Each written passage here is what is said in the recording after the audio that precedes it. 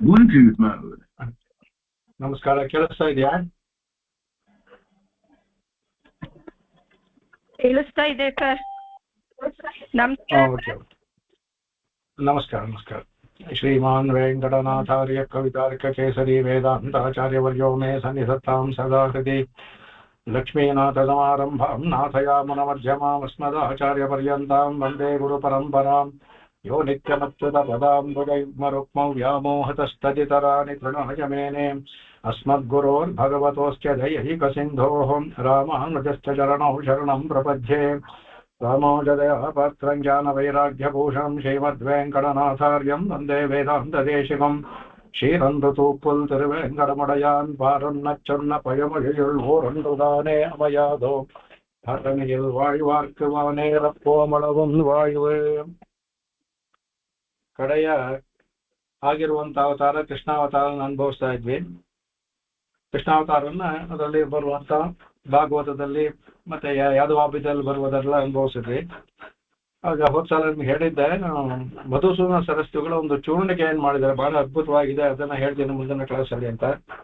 ಅದು ಹೇಳೋದಕ್ಕೆ ಮುಂಚೆ ಇಲ್ಲಿ ಕೆಲವು ವಿಶೇಷವಾದ ಅರ್ಥಗಳನ್ನ ನಮ್ಮ ಪೂರ್ವಾಚಾರ್ಯರು ಮಾಡಿದ್ದಾರೆ ಈ ಶ್ಲೋಕದಲ್ಲಿ. ಅದನ್ನ ಮೊದಲು ತಿಳ್ಕೊಂಡ್ಬಿಟ್ಟು ನಾವು ಹೇಳ್ಕೊಂಡ್ಬಿಟ್ಟು ಆಮೇಲೆ ಅದಕ್ಕೆ ಹೋಗೋಣ. ಅದರಲ್ಲಿ ಒಂದೊಂದು ಪದವನ್ನು ಯಾತಕ್ಕೆ ಹಾಕಿದ್ದೆ ಅಂತ ಬಹಳ ಚೆನ್ನಾಗಿ ಬಹಳ ಅದ್ಭುತವಾಗಿ ವ್ಯಾಖ್ಯಾನ ಮಾಡಿದ್ದಾರೆ. ನಾವು ಮುಖ್ಯವಾದ ಅಂಶಗಳನ್ನ ಯಾತಕ್ಕೆ ಆ ಥರ ಪದಗಳನ್ನು ಹಾಕಿದ್ರು ಅಂದ್ಬಿಟ್ಟು ನೋಡ್ಕೊಳ್ಳೋಣ. ಅದರಲ್ಲಿ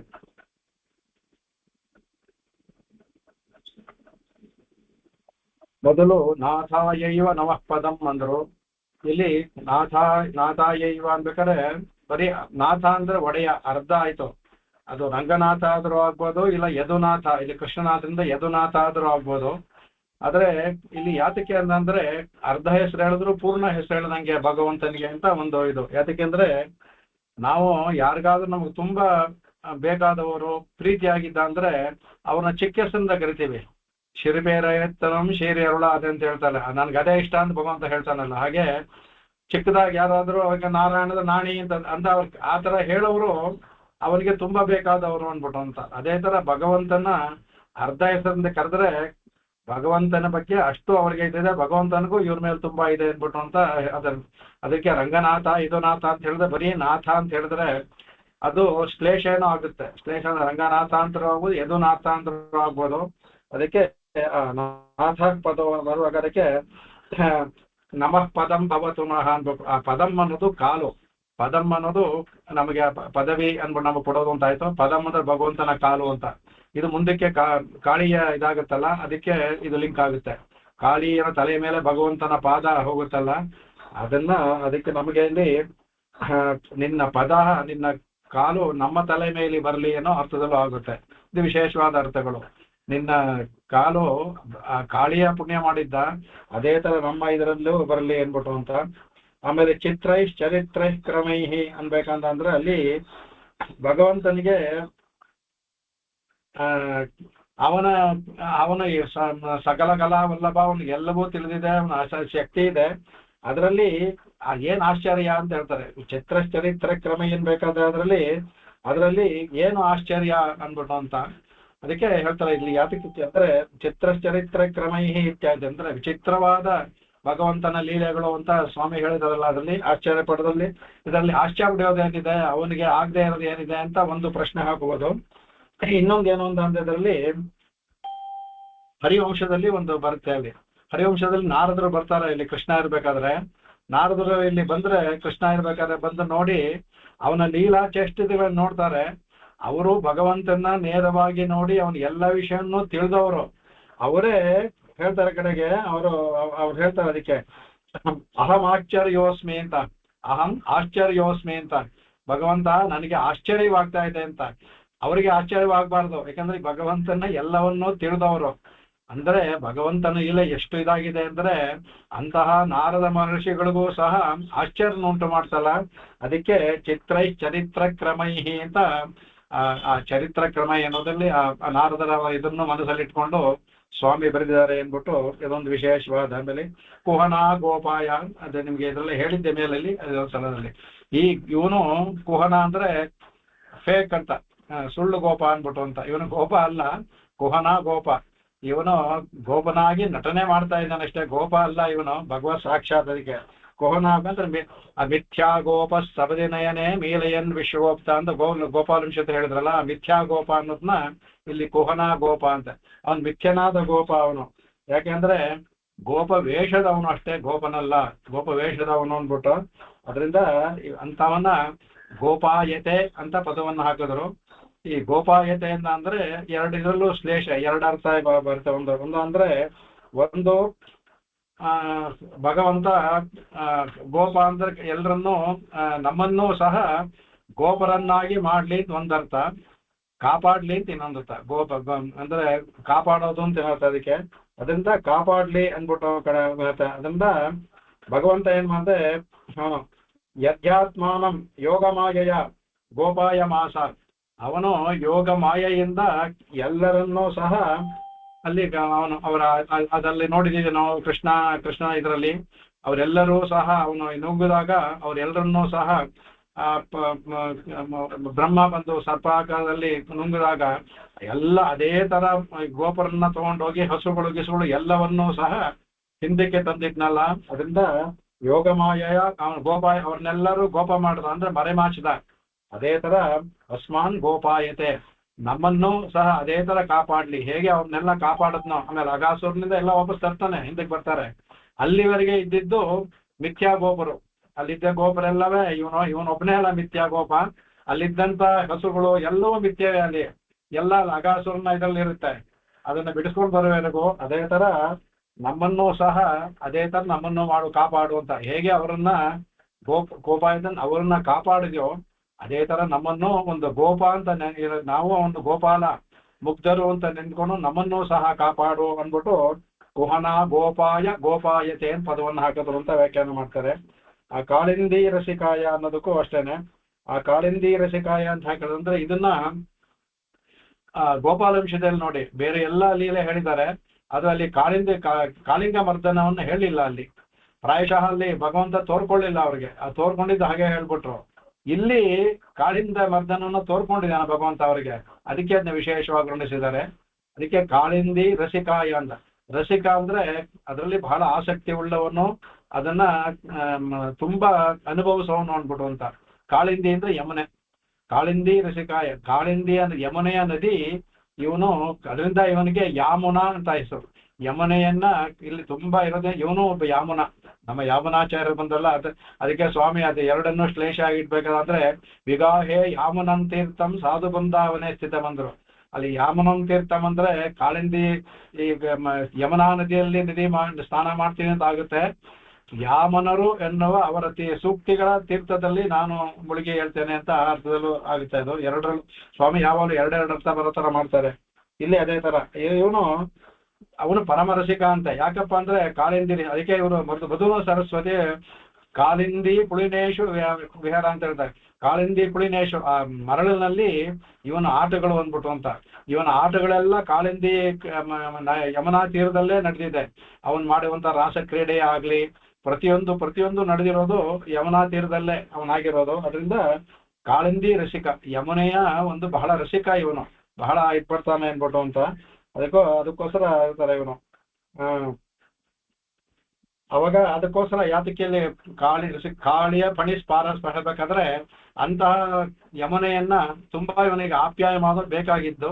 ಯಮನೆಗೂ ಸಹ ಇವನು ತುಂಬಾ ಇಷ್ಟ. ಎಷ್ಟೋ ಸಲ ತಾನು ಉಕ್ಕಿ ಬಂದು ಭಗವಂತನ ಪಾದವನ್ನ ಕಾಲು ತೊಳಿತಾಳಂತೆ ಅವಳು. ತಾನೇ ಉಕ್ಕಿ ಬಂದು ಭಗವಂತ ಆಟ ಆಡ್ತಿದ್ದ ಅವನ ಕಾಲನ್ನ ತೊಳೆದು ಹೋಗ್ತಾ ಇದ್ದು ಯಮನೆ ಅಂತ. ಅಷ್ಟು ಆ ಯಮನೆಯೂ ಇವರಲ್ಲಿ ರಸಿಕಳಾಗಿರ್ತಾಳೆ, ಇವನು ಸಹ ಯಮನೆಯಲ್ಲಿ ರಸಿಕನಾಗಿರ್ತಾನೆ. ಅದರಿಂದ ಕಾಳಿಂದಿ ರಸಿಕ ಅಂತ ಪದವನ್ನು ಹಾಕಿದ್ರು. ಆಮೇಲೆ ಅದರಲ್ಲಿ ಕಾಳಿಯ ಪಾರಸ್ಪಟ ವಾಟಿಕ ಅಂತ ಕಲಿಂಗನ ಅದಕ್ಕೆ ಅದ್ರ ಮೇಲೆ ಏನಂದ್ರೆ ಅವನು ಕಾಳಿಯ ಯಮನೇ ತೀರ್ಥವನ್ನ ತನ್ನ ವಿಷಪೂರಿತವಾದ ತನ್ನ ಇದರಿಂದ ಎಲ್ಲವನ್ನು ಕಲುಷಿತ ಮಾಡಿರ್ತಾನೆ ಅದನ್ನ.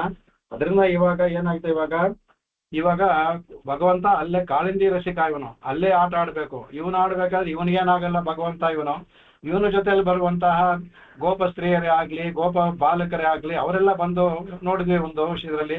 ತಕ್ಷಣ ಹೋಗಿ ತುಂಬಾ ಆಯಾಸವಾದಾಗ ಅದು ಕಾಳಿಂದಿ ಹೇಳಿದ್ರು ಸಹ ಹೋಗಿ ನೀರು ಕುಡಿದು ಎಲ್ಲ ಸತ್ತು ಭಗವಂತ ಬದುಕಿಸ್ತಾನೆ ಅಂತ. ಹಾಗಾಗಿ ಅದನ್ನ ಇವನೇನ್ ಮಾಡ್ತಾನೆ, ತನ್ನ ಜಲಕ್ರೀಡೆಗೂ ತೊಂದರೆ ಆಗುತ್ತೆ, ಜಲಕ್ರೀಡೆ ಆಗೋದಕ್ಕೆ ತನ್ನಲ್ಲಿ ಇರುವಂತ ಗೋಬರ್ಗೂ ತೊಂದರೆ ಆಗುತ್ತೆ, ಮತ್ತೆ ಯಮುನೆಗೂ ಮುಖ್ಯವಾಗಿ ಕಲುಷಿತವಾಗಿದ್ದಾಳೆ. ಅದರಿಂದ ಅವನು ಕಾಳಿಯ ಪಡಿ ಸ್ಫಾರಸ್ಫಟ ಮಾಡಿ, ಕಾಳಿಯ ಫಣಿಯ ತಲೆಯನ್ನೇ ತನ್ನ ನಾಟ್ಯರಂಗವನ್ನಾಗಿ ಮಾಡಿಕೊಂಡು ಆಡ್ದ ಅಂದ್ಬಿಟ್ಟು ಅದನ್ನ ಹೇಳ್ತಾರೆ ಕಡೆಗೆ.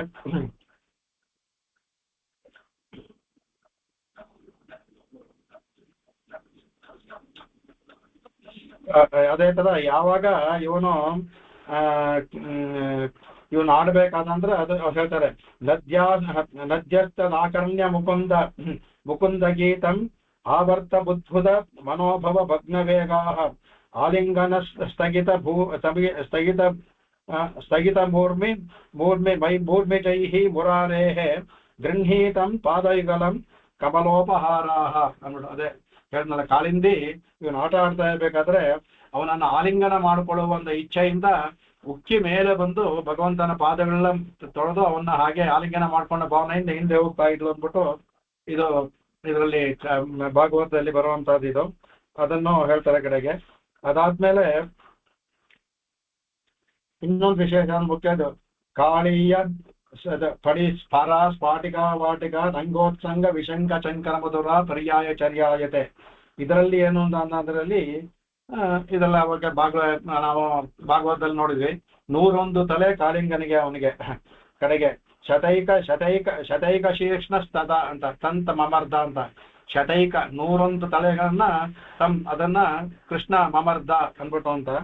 ಇದರಲ್ಲಿ ಏನು ಅಂದ್ರೆ ಅದನ್ನ ರಂಗನಾಥನಲ್ಲಿ ಇವಾಗ 10 ದಶಾವತಾರ ಮಾಡ್ಬೇಕಾದ್ರೆ ಅದು ರಂಗಭೂಮಿಯನ್ನಾಗಿ ಮಾಡ್ಕೊಂಡ ರಂಗನಾಥ ಇರುವ ಸ್ಥಳವನ್ನ. ಇಲ್ಲಿ ವಿಶೇಷವಾಗಿ ಕಾಳಿಯ ತಲೆಯನ್ನು ತನ್ನ ರಂಗಭೂಮಿಯನ್ನು ಮಾಡ್ಕೊಂಡಿದ್ದಾನೆ ಅವನು. ರಂಗೋತ್ಸಂಗ ವಿಶಂಕ ಚಂಕರ ಮಧುರ ಪರ್ಯಾಯ ಚರ್ಯಾಯತೆ ಅಂತ. ವಿಶಂಕ ಶಂಕರ ಮಧುರ ಪರ್ಯಾಯ ಚರ್ಯಾಯತೆ ಅನ್ನಕ್ಕೆ ಬಹಳ ವಿಶೇಷವಾಗಿ ಮಾತು ಮಾಡಿದ್ದಾರೆ ಅದರಲ್ಲಿ. ಏನು ಅಂದ್ರೆ ಶುಕರು ಹೇಳಿದ್ರು 101 ತಲೆಯನ್ನ ಅವ್ನಿಗೆ ತಗೊಂಡ್ಬಿಟ್ಟು ಅಂತ. ಇದನ್ನ ವ್ಯಾಖ್ಯಾನದಲ್ಲಿ ನಾವು ಯಾವ ತರ ಅಂತ ಇದ್ರಲ್ಲಿ ತಗೊಂಡ ಅಂದ್ರೆ, ನಮ್ಮ ಎಲ್ಲರಿಗೂ ಸಹ ಹಿಂದೆನೆ ಹೇಳಿದ್ದೆ, ಯಾದವಾಭ್ಯದಲ್ಲಿ ಅವರು ಭಗವಂತ ಅಭ್ಯಾಸ ಮಾಡ್ಕೊಳ್ತಾ ಇದ್ದಾನೆ ಕಾಳಿಂಗನ ತಲೆಯನ್ನು ತುಳಿದು. ಯಾಕೆ ನಮ್ಮಲ್ಲಿರುವಂತ 11 ಇಂದ್ರಿಯಗಳು, 10 ಇಂದ್ರಿಯ ಮನಸ್ಸು 11 ಇಂದ್ರಿಯಗಳು ತಲೆ ಮೇಲೆತ್ತಿ ಭಗವಂತನ ಕಡೆ ವಿರುದ್ಧವಾಗಿ ಹೋಗ್ತಾ ಇರುತ್ತೆ. ಆಗ ಭಗವಂತ ಅದನ್ನ ತುಳಿದು ಯಾರಿಗೆ ಅನುಗ್ರಹ ಮಾಡ್ಬೇಕು ಅನ್ಕೊಂಡಿರ್ತಾನೋ ಅವರಿಗೆ ತುಳಿದು ಮರ್ದನ ಮಾಡಿ ಭಗವಂತನ ಕಡೆ ಹೋಗ್ಬೇಕು ಮಾಡ್ತಾನೆ ಅಂತ ಹೇಳಿದ್ರಲ್ಲ, ಅದು ಇಲ್ಲಿ ಅದನ್ನ ಹೇಳ್ತಾರೆ. ಇಲ್ಲಿ 101 ತಲೆ ಕಾಳಿಯನಿಗೆ. ನಮ್ಮ ದೇಹದಲ್ಲಿ ನಮ್ಗೆ 101 ನಾಡಿ ಇದೆ. ನಮಗೆ ಏಕಶತಂ ಅಂತ, ಶತಾಧಿಕಂ ಅಂತಾರೆ. 100 ನಾಡಿ, ಒಂದು ಅದು ಮೂರ್ಧನ್ಯ ನಾಡಿ ಅಂದ್ಬಿಟ್ಟು. ಆ ಮೂರ್ಧನ್ಯ ನಾಡಿ ಸುಷುಮ್ನ ಅಂತ ಹೇಳ್ತೀವಿ. ಅದಕ್ಕೆ ಸುಷುಮ್ನ ನಾಡಿ ಅಂತ. ಯಾರ ಜೀವ ಸುಷುಮ್ನ ನಾಡಿಲಿ ಹೋಗುತ್ತೋ ಅವ್ರಿಗೆ ಮೋಕ್ಷ ಶತಸಿದ್ಧ. ಅಲ್ಲಿಂದ ಹೋಗೋರು ಅಚ್ಚಾದಿ ಮಾರ್ಗದಲ್ಲೇ ಹೋಗ್ತಾರೆ, ಮೂರ್ಧನ್ಯ ನಾಡಿಲಿ ಹೋಗೋರು. ಇನ್ ಬಾಕಿಯಲ್ಲಿ ಹೋಗೋದು, ಈ ಬಾಕಿ 100 ಇದೆಯಲ್ಲ ಅದರಲ್ಲಿ ಇಡ ಮತ್ತು ಪಿಂಗಳದಲ್ಲಿ ಹೋಗಿ ಸೇರ್ಕೊಳ್ತೆ. ಬಾಕಿ ಇನ್ನು 98 ಸಹ ಇಡ ಮತ್ತು ಪಿಂಗಳದಲ್ಲಿ ಸೇರ್ಕೊಳ್ತೆ. ಇದರಲ್ಲಿ ಹೋದವರೆಲ್ಲವೇ ತಿರಿಯಕ್ಕೆ ಮತ್ತೆ ಸಂಸಾರದಲ್ಲಿ ಬರುವವರೇ ಇದನ್ನ. ಅದಕ್ಕೆ ಇಲ್ಲಿ ಕೇಳ್ಕೊಳ್ತಾರೆ ಭಗವಂತ, ಆ ಕಾಳಿಯನ್ಗೆ ಹೇಗೆ 101 ತಲೆಯನ್ನ ತುಳಿದು ಮದನ ಮಾಡಿದ್ಯೋ ಹಾಗೆ ನಮ್ಮ 100 ಈ ಇಡ ಪಿಂಗಳ ಸೇರಿ 100 ನಾಡಿಗಳಿದೆಯಲ್ಲ, ಆ ನಾಡಿಗಳನ್ನ ದಮನ ಮಾಡಿ ಆ ಒಂದೇ ಒಂದು ನಾಡಿಯಾದ ಮೂರ್ಧನ್ಯ ನಾಡಿಯಲ್ಲಿ ಅದನ್ನ ಮೇಲೆ ನೀನ್ ಬಾಕಿ ಇದ್ರಲ್ಲಿ ನರ್ತನ ಮಾಡು, ಅದರಲ್ಲಿ ನಮ್ಮ ಜೀವ ಹೋಗೋ ಹಾಗೆ ಮಾಡು ಅನ್ನೋದಕ್ಕೆ ಸ್ಫಾರ ವಾಟಿಕ ರಂಗೋತ್ಸಂಗ ವಿಶಂಕ ಚರ್ಯ ಮಧುರ ಏನಪ್ಪಾ ತುಳಿಯೋದು ಅಂದ್ರೆ ಅದಕ್ಕೆ ವಿಶಂಕ ಚಂಕ್ರ ಮಧುರ. ಅದಂಗೆ ಚಂಕ್ರ ಏನಪ್ಪಾ ಇಲ್ಲಿ ಮಧುರ ಅಂದ್ರೆ ಆ ಮೂರ್ಧನ್ಯ ನಾಡಿಯಲ್ಲಿ ಹೋದ ಅಂದ್ರೆ ಇದು ಒಂದು ಭಗವಂತನ ಅನುಗ್ರಹ.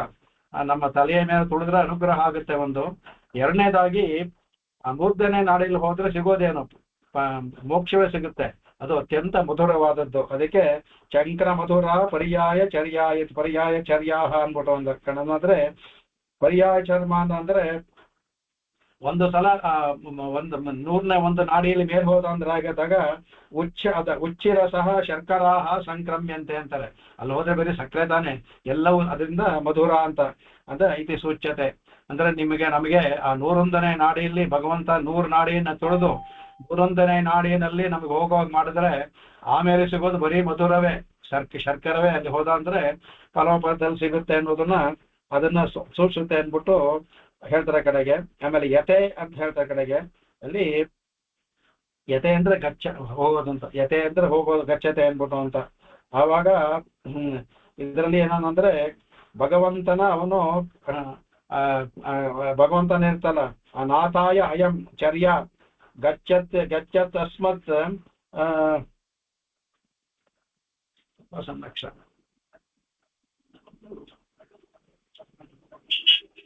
ಅಸ್ಮತ್ಸು ಚರ್ಯ ಸಂಪದಾರ್ಥಂ ಇತಿ ವ್ಯಜ್ಯತೆ. ಅದೇ ತರ ನಮ್ಮನ್ನು ಭಗವಂತ ಯತೆ ಕರ್ಕೊಂಡು ಹೋಗ್ಲಿ ಅಂದ್ಬಿಟ್ಟು ಅಂತ, ಯತೆಯನ್ನ ನಡೆಸೋದು ಅಂತ. ಅರ್ಚಾದಿ ಮಾರ್ಗದಲ್ಲಿ ಭಗವಂತ ನಮ್ಮನ್ನು ನಡೆಸ್ಲಿ ಈ ತರ ಮಾಡಿ ಅಂದ್ಬಿಟ್ಟು ಆ ಯತೆ ಪದ್ಯಕ್ಕೆ ಇದನ್ನು ವಿಶೇಷವಾಗಿ ಅರ್ಥ ಮಾಡಿದ್ದಾರೆ. ಇದಿಷ್ಟು ಈ ಕೃಷ್ಣಾವತಾರದಲ್ಲಿ ಮೇಲಿನ ಅರ್ಥವನ್ನ ಹೇಳ್ಕೊಂಡ್ವಿ. ಅದನ್ನ ಇದು ಗೂಢವಾದ ಅರ್ಥ. ಇದು ಭಗವಂತ ನಮ್ಮಲ್ಲಿರುವ ನಮ್ಮ ಅರಿಷ್ಟ ಇದೆಲ್ಲ ನಮ್ಗೆ ಎಲ್ಲವೂ ಅಹಂಕಾರ ಇದು ಎಲ್ಲವೂ ಇದೆ, ಅದನ್ನ ದಮನ ಮಾಡ್ಬೇಕು. ಅವನು ಅರಿಷಡ್ ವರ್ಗಗಳನ್ನು ದಮನ ಮಾಡ್ಬೇಕು. ದಮನವನ್ನ ಮಾಡಿದ್ರೆ ಆವಾಗ ಅರ್ಚಿತ ಮಾರ್ಗದಲ್ಲಿ ಹೋಗುವಂತ ಮೂರ್ಧನ್ಯ ನಾಡಿ ಅದು ಒಂದು ಉತ್ಕ್ರಾಂತಗೊಳ್ಬೇಕು. ಉತ್ಕ್ರಾಂತಗೊಂಡಾಗ ಏನಾಗುತ್ತೆ, ಅರ್ಚಿತ ಮಾರ್ಗದಲ್ಲಿ ಹೋಗ್ತೀವಿ. ಅದಕ್ಕೆ ಬೇಕಾಗಿದ್ದು ಭಗವಂತನಲ್ಲಿ ಭಕ್ತಿ. ಆ ಭಕ್ತಿ ಯಾರ್ಯಾರಿದೆಯೋ ಅದರಲ್ಲಿ ಅವನು ನಡ್ಸ್ಕೊಂಡು ಹೋಗ್ತಾನೆ. ಮುಂದಿನ 2 ಶ್ಲೋಕದಲ್ಲಿ ಇದು ವಿಶೇಷವಾಗಿ ಹೇಳ್ಕೊಂಡು ಹೋಗ್ತಾರೆ. ಅದನ್ನ ಇದು ಮುಂದಿನದು ಕಲ್ಕಿ ಅವತಾರ, ಅದಾದ್ಮೇಲೆ ಎಲ್ಲವನ್ನು ಸೇರಿ ಮಾಡಿ ಆಮೇಲೆ ಮಂಗಳಾಶ, ಇನ್ನು 3 ಶ್ಲೋಕ ಇದೆ ಅಷ್ಟೇ. ಇದು ವಿಶೇಷವಾದ ಅರ್ಥ ಇದಕ್ಕೆ. ನಿಮ್ಗೆ ಹೇಳಿದ್ದೆ ನಾನು ಮಧುಸೂದನ ಸರಸ್ವತಿಗಳ ಒಂದು ಚೂರ್ಣಿಕೆ ಅಂತ ಹೇಳ್ತೀನಿ ಅಂತ. ಬಹಳ ಅದ್ಭುತವಾದ ಚೂರ್ಣಿಕೆ ಅದು. ನಾವು ಓದ್ಬಿಡ್ತೀನಿ, ಸಾರಾಂಶವನ್ನು ಹೇಳ್ತೀನಿ. ಒಂದೊಂದು ಪದವಕ್ಕೆ ಅರ್ಥ ಹೇಳ್ಕೊಟ್ರೆ ಅದೇ ಇವತ್ತು ಕ್ಲಾಸ್ ಪೂರ್ತಿ ಅದಾಗ್ಬಿಡುತ್ತೆ. ಅದರಲ್ಲಿ ಮಧುಸೂದನ ಸರಸ್ವತಿ ಅನ್ನೋರು ಅದ್ವೈತಿಗಳವರು. ಅದ್ವೈತಿಯಲ್ಲಿ ಬ್ರಹ್ಮ ನಿರ್ಗುಣ ಅಂತ ಅವರು ಸಗುಣ ಅನ್ನೋದು ಚತುರ್ಮುಖ ಬ್ರಹ್ಮ, ನಿರ್ಗುಣ ಬ್ರಹ್ಮನೇ ಪರಮಾತ್ಮ ಅಂತ ಅವರಲ್ಲಿ. ಇವರು ಮಧುಸೂದನ ಸರಸ್ವತಿ ಅದ್ವೈತಿಗಳು. ಅವ್ರು ಹೇಳ್ತಾರೆ ಈ ನಿರ್ಗುಣ ಬ್ರಹ್ಮ ಎಲ್ಲ ಅವರೇ ಇಟ್ಕೊಳ್ಳಿ ಅಂತ ಹೇಳ್ತಾರೆ. ನನಗೆ ಸಗುಣ ಬ್ರಹ್ಮನೇ ಬೇಕು, ನಿರ್ಗುಣ ಬ್ರಹ್ಮನ ಅವರೇ ಬೇರೆಯವ್ರಿಗೆ ಹೇಳ್ತಾರೆ, ಅವರೇ ಇಟ್ಕೊಳ್ಳಿ ನಿರ್ಗುಣ ಬ್ರಹ್ಮ, ನನಗೆ ಸಗುಣ ಬ್ರಹ್ಮನೇ ಬೇಕು ಅಂತ ಕೃಷ್ಣನ ಬಗ್ಗೆ ಅವರಿಗೆ ಬಹಳ ಅತ್ಯಂತ ವ್ಯಾಮೋಹ. ಹೇಗೆ ಸ್ವಾಮಿ ದೇಶಿಗನಿಗೆ ತೋರಿಸ್ಕೊಂಡ ಭಗವಂತ, ಹಾಗೆ ಮಧುಸೂದನ ಸರಸ್ವತಿಗಳಿಗೂ ಸಹ ಸಾಕ್ಷಾತ್ಕಾರವಾಗಿ ಮಾಡಿ ತನ್ನ ಲೀಲೆಯನ್ನೆಲ್ಲ ಅದಕ್ಕೆ ಕಾಳಿಂದಿ ರಸಿಕ ಅಂತ ಅವ್ರು ಹಾಗೆ ಪದವನ್ನೇ ತಗೊಂಡ್ರು. ಕಾಳಿಂದಿ ಪುಡಿನೇಶು ಅಂದ್ಬಿಟ್ಟು ಅದರಲ್ಲಿ ಅವ್ನು ಆಡಿದ್ದೆಲ್ಲವೇ ಅವರಿಗೆ ಭಗವಂತ ತೋರ್ಕೊಂಡಿದ್ದಾನೆ. ಅವ್ರಿಗೆ ಬಹಳ ಭಕ್ತಿ, ಅವರಿಗೆ ಮಧುಸೂದನ ಸರಸ್ವತಿಗಳು ಅತ್ಯಂತ ಅವರು ಬರೆದಿರೋದು. ಆ ಒಂದು ಚೂರ್ಣಿಕೆ ತುಂಬಾ ಚೆನ್ನಾಗಿದೆ ಕಡೆಗೆ. ಅದಕ್ಕೆ ಒಂದು ಹೇಳ್ತಾರೆ, ನಾಹಂ ಪ್ರಕಾಶ ಸರ್ವಸ್ಯ ಯೋಗಮಾಯಾ ಸಮಾವೃತಃ. ಕಡೆಗೆ ನಾನು ಅಹಂ ಯೋಗಮಾಯಾ ಸಮಾವೃತಃ, ಅದರಿಂದ ಸರ್ವಸ್ಯ ನ ಪ್ರಕಾಶ ಅಂದ್ರೆ ಭಗವಂತ ತೋರ್ಕೊಂಡಿದ್ದಾನೆ ಅವರಿಗೆ. ನನಗೆ ಯೋಗಮಾಯೆ ಇದ್ರದಿಂದ ಎಲ್ಲವೂ ಪ್ರಕಾಶಗೊಳ್ಳಲಿಲ್ಲ ಅಂತ ಶುರು ಮಾಡ್ತಾರೆ. ಭಗವಂತ ತೋರ್ಕೊಂಡಿದ್ದಾನೆ, ಅದೇ ಅಷ್ಟರಲ್ಲೇ ಇದಾಗಿದೆ. ನನಗೆ ಯೋಗಮಾಯೆಯಿಂದ ಆವೃತನಾಗಿರೋದ್ರಿಂದ ಪ್ರಕೃತಿಯಲ್ಲಿ ಎಲ್ಲವೂ ನನಗೆ ಕಾಣಲಿಲ್ಲ, ತಿಳ್ಕೊಳ್ಳೋಕ್ಕಾಗಲಿಲ್ಲ ಅಂದ್ಬಿಟ್ಟು ಆ ಭಗವಂತನ ನೋಡಿದಾರೆ. ನೋಡಿ ಅಲ್ಲಿ ಎಲ್ಲ ಸಂಬೋಧನೆ ಅವನಿಗೆ ಅವರ ಅಂದ್ರೆ ಇದೆಲ್ಲ ತಾವಾಗೇ ಮಾತು ಬಂದಿರೋದವರ ರಚನೆ ಮಾಡಬೇಕು, ಛಂದಸ್ಸಿನಿಂದ ಇಟ್ಕೊ ಬರ್ದಿದ್ದಲ್ಲ. ಆ ಭಗವಂತ ಹೇಗೆ ನಾವು ಪುರಂದರ ದಾಸರೆಲ್ಲ ಹೋಗ್ತಾ ಕೀರ್ತನೆಗಳು ಹೇಳ್ಕೊಂಡು ಹೋದರು, ಅವ್ರು ರಚನೆ ಬರಿಬೇಕು ಅಂತಿಲ್ಲ, ಎಲ್ಲವೂ ತಾನಾಗೆ ಭಗವಂತ ಒಳಗಡೆಯಿಂದ ಬರೆಸ್ತಾನೆ. ಅದೇ ತರ ಮುಂದಕ್ಕೆ ಇದನ್ನು ಹೇಳ್ತಾರೆ ಸ್ವಾಮಿ. ಇದರಲ್ಲಿ ತುಂಬಾ ಇದಾಯ್ತು. ವೆಂಕಟೇಶ್ವರ ಕವು ಅಂತ ಹೇಳಬೇಕಾದ್ರೆ ಭಗವಂತನೇ ನನ್ನ ಮೂಲಕ ಹಾಡಿಸ್ದ ಅನ್ನೋ ಅರ್ಥದಲ್ಲಿ ಹೇಳ್ತಾರೆ. ಅದು ಮುಂದೆ ಅನುಭವಿಸೋಣ. ಅಲ್ಲಿ ಹೇಳ್ತಾರೆ ಇದಕ್ಕೆ. ಇದು ಕೇಳಕ್ ತುಂಬಾ ಚೆನ್ನಾಗಿದೆ. ನಮ್ಮ ವೈಕುಂಠ ಗದ್ಯ ಭಾಷಿಕಾರ ವೈಕುಂಠ ಗದ್ಯ ಓದಿದ್ರೆ ಯಾವ ತರ ಇರ್ತೋ ಅದೇ ತರ ಇದೆ ಇದುವೆ. ನಾನು ಜನ್ಮಕಾಲೇಪಿ ಸರ್ವಯೋಗಿ ಧ್ಯೇಯಂ ಶ್ರೀ ವೈಕುಂಠಸ್ಥಂ ಐಶ್ವರ್ಯಮೇವ ರೂಪಮಾವಿರ್ಭವಿತವತಿ ಸಂಪ್ರತಿ ಚ ಶ್ರೀವತ್ಸ ಕೌಸ್ತುಭ ವನಮಾಲಾ ಕಿರೀಟ ಕುಂಡಲಾದಿ ದಿವ್ಯೋಪಕರಣಶಾಲಿನಿ ಕಂಬು ಕಮಲ ಕೌಮೋದಕಿ ಚಕ್ರವರ ಧಾರಿ ಚತುರ್ಭುಜೆ. ಇದು ಒಂದು ಸಂಬೋಧನೆ. ಅಲ್ಲಿವರೆಗೆ ಅವನಿಗೆ ಇಷ್ಟೆಲ್ಲ ಏನು ಅಂದ್ರೆ ಶಂಖಚಕ್ರ ಗದಾದಾಗಿ ಎಲ್ಲವಿರುವಂತು ವೈಕುಂಠಲಿದ್ದವನು ಇಲ್ಲಿ ಬಂದು ಬಂದು ಅಲ್ಲಿ ಶ್ರೀವತ್ಸ ಕೌಸ್ತುವ ವನಮಾಲ ಎಲ್ಲವನ್ನು ಧರಿಸ್ಕೊಂಡು ಶಂಖಚಕ್ರ ಗದಾದಿ ಎಲ್ಲವನ್ನೂ ಇಟ್ಕೊಂಡಿರುವಂತಹ ಚತುರ್ಭುಜನಾಗಿರುವವನು ಚತುರ್ಭುಜೆ. ಆಮೇಲೆ ಶ್ರೀಮದ್ ವೈನತೇಯ ವಾಹನೆ, ವೈನತೇಯವನ್ನ ವಾಹನವಾಗಿ ಉಳ್ಳವನೇ, ಗರುಡನ ಉಳ್ಳವನೇ. ಆಮೇಲೆ ನಿಖಿಲ ಸುರಲೋಕ ಸಂಪಾದಿತ ರಾಜರಾಜೇಶ್ವರ ಅಭಿಷೇಕಾದಿ ಮಹಾವೈಭವೇ ಅಂದ್ರೆ ನಿಖಿಲ ಸುರ ಸುರಾಸುರ ಎಲ್ಲವೂ ಸಹ ನಿಖಿಲ ಸುರಲೋಕ ಸಂಪಾದಿತ ಅವರಿಗೆಲ್ಲ ಭಗವಂತನೇ ಮೊದಲೇ ಕರುಣಿಸ್ಕೊಟ್ಟ. ಅವಾಗ ರಾಕ್ಷಸರಿಗೆ ಹಾಳು ಮಾಡ್ಕೊಂಡೋಗ ಮತ್ತೆ ಅವನೇ ಅವ್ರಿಗೆಲ್ಲ ಕೊಟ್ಟ. ಅವರಿಗೆ ಸಂಪಾದನೆ ಮಾಡಿ ರಾಜರಾಜೇಶ್ವರ ಅಭಿಷೇಕಾದಿ ಮಹಾವೈಭವೇ, ಅವರಿಂದ ಅಭಿಷೇಕ ಮಾಡಿಸ್ಕೊಳ್ಳುವಂತ ವೈಭವೋಪೇತವನೇ ಅಂದ್ಬಿಟ್ಟು ಅದನ್ನ ಒಂದು ಇದಕ್ಕೆ. ಆಮೇಲೆ ಸರ್ವ ಸುರಜೇತರಿ ವಿವಿಧ ದಿವ್ಯ ಲೀಲಾ ವಿಲಾಸಶೀಲೆ. ಆಮೇಲೆ ಅಸುರ ಜೇತರಿ ಎಲ್ಲ ಲೋಕದಲ್ಲೂ ಅಸುರರು ಎಲ್ಲರೂ ಸಹ ವಿವಿಧ ದಿವ್ಯ ಲೀಲಾ ವಿಲಾಸಶೀಲೆ ಅಂದ್ರೆ ಅನೇಕ ಲೀಲೆಗಳನ್ನು ಮಾಡಿದಾನಲ್ಲ. ಸುರರಿಗೆ ದೇವತೆಗಳಿಗೆ ಒಂದು ತರ ಲೀಲೆ ಮಾಡಿದ್ದಾನೆ, ರಾಕ್ಷಸರಿಗೂ ಅವನ ಅದರಲ್ಲಿ ಲೀಲೆಯಲ್ಲಿ ರಾವಣ ವಧೆ ಕಂಸವಧೆ ಇದೆಲ್ಲ ತಗೋಬಹುದು. ಆ ಲೀಲೆಗಳನ್ನು ಮುಂದೆ ಬರುತ್ತೆ, ಬಾಣಾಸುರ ಅವೆಲ್ಲ ಬರ್ತಾ ಇದಕ್ಕೆ. ಅದರಿಂದ ಹೇಳ್ತಾರೆ ಆಮೇಲೆ ಸರ್ವಾವತಾರ ಶಿರಾಮಣೋ ಸಾಕ್ಷಾತ್ ವೈಕುಂಠ ನಾಯಕೆ ಅನ್ಬಿಟ್ಟು ಅವನು ಸಾಕ್ಷಾತ್ ಅವನು ವೈಕುಂಠ ನಾಯಕ. ಅವನು ಎಲ್ಲವನ್ನೂ ಸಹ ವೈಕುಂಠ ನಾಯಕನಾಗಿದ್ದಾನೆ. ನಿಖಿಲ ಲೋಕ ನಿರಸ್ತಾರಾಯ ಭುವನಂ ಅವತೀರ್ಣೆ ಅಂದ್ರೆ ಈ ಲೋಕದಲ್ಲಿರುವ ಎಲ್ಲರೂ ಲೋಕಾನ ಅಂದ್ರೆ ಈ ಎಲ್ಲಾ ಲೋಕಗಳು, ಇದೊಂದೇ ಲೋಕ ಅಲ್ಲ, ಇವನ ಅವತಾರ ಎಲ್ಲಾ ಲೋಕಗಳಲ್ಲೂ ಆಗುತ್ತೆ. ನಮಗೆ ತಿಳಿದೋದು ಭೂಲೋಕ, ಎಲ್ಲಾ ಲೋಕದಲ್ಲೂ ಸಹ ಭಗವಂತ ಅವತೀರ್ಣೆ, ಭುವಂ ಅವತೀರ್ಣೆ, ಈ ಭೂಮಿಯಲ್ಲಿ ಅವತೀರ್ಣೆ. ಅದಕ್ಕೆ ಲೋಕ ನಿರಸ್ತಾರಾಯ, ಇಲ್ಲಿರುವ ಲೋಕದಲ್ಲಿರುವ ಎಲ್ಲರನ್ನೂ ಸಹ ತಾರಾಯ, ಅವರನ್ನ ಗಡಿ ದಾಟಿಸಲು, ಅಂದ್ರೆ ಇಲ್ಲಿಂದ ಮೋಕ್ಷ ಕರ್ಕೊಂಡು ಹೋಗೋದು ಬಂದು ಭುವಂ ಅವತೀರ್ಣೆ, ಭೂವಿನಲ್ಲಿ ಅವತರಿಸುವನೇ ನೀನು ಅಂದ್ಬಿಟ್ಟು ಅಂತ.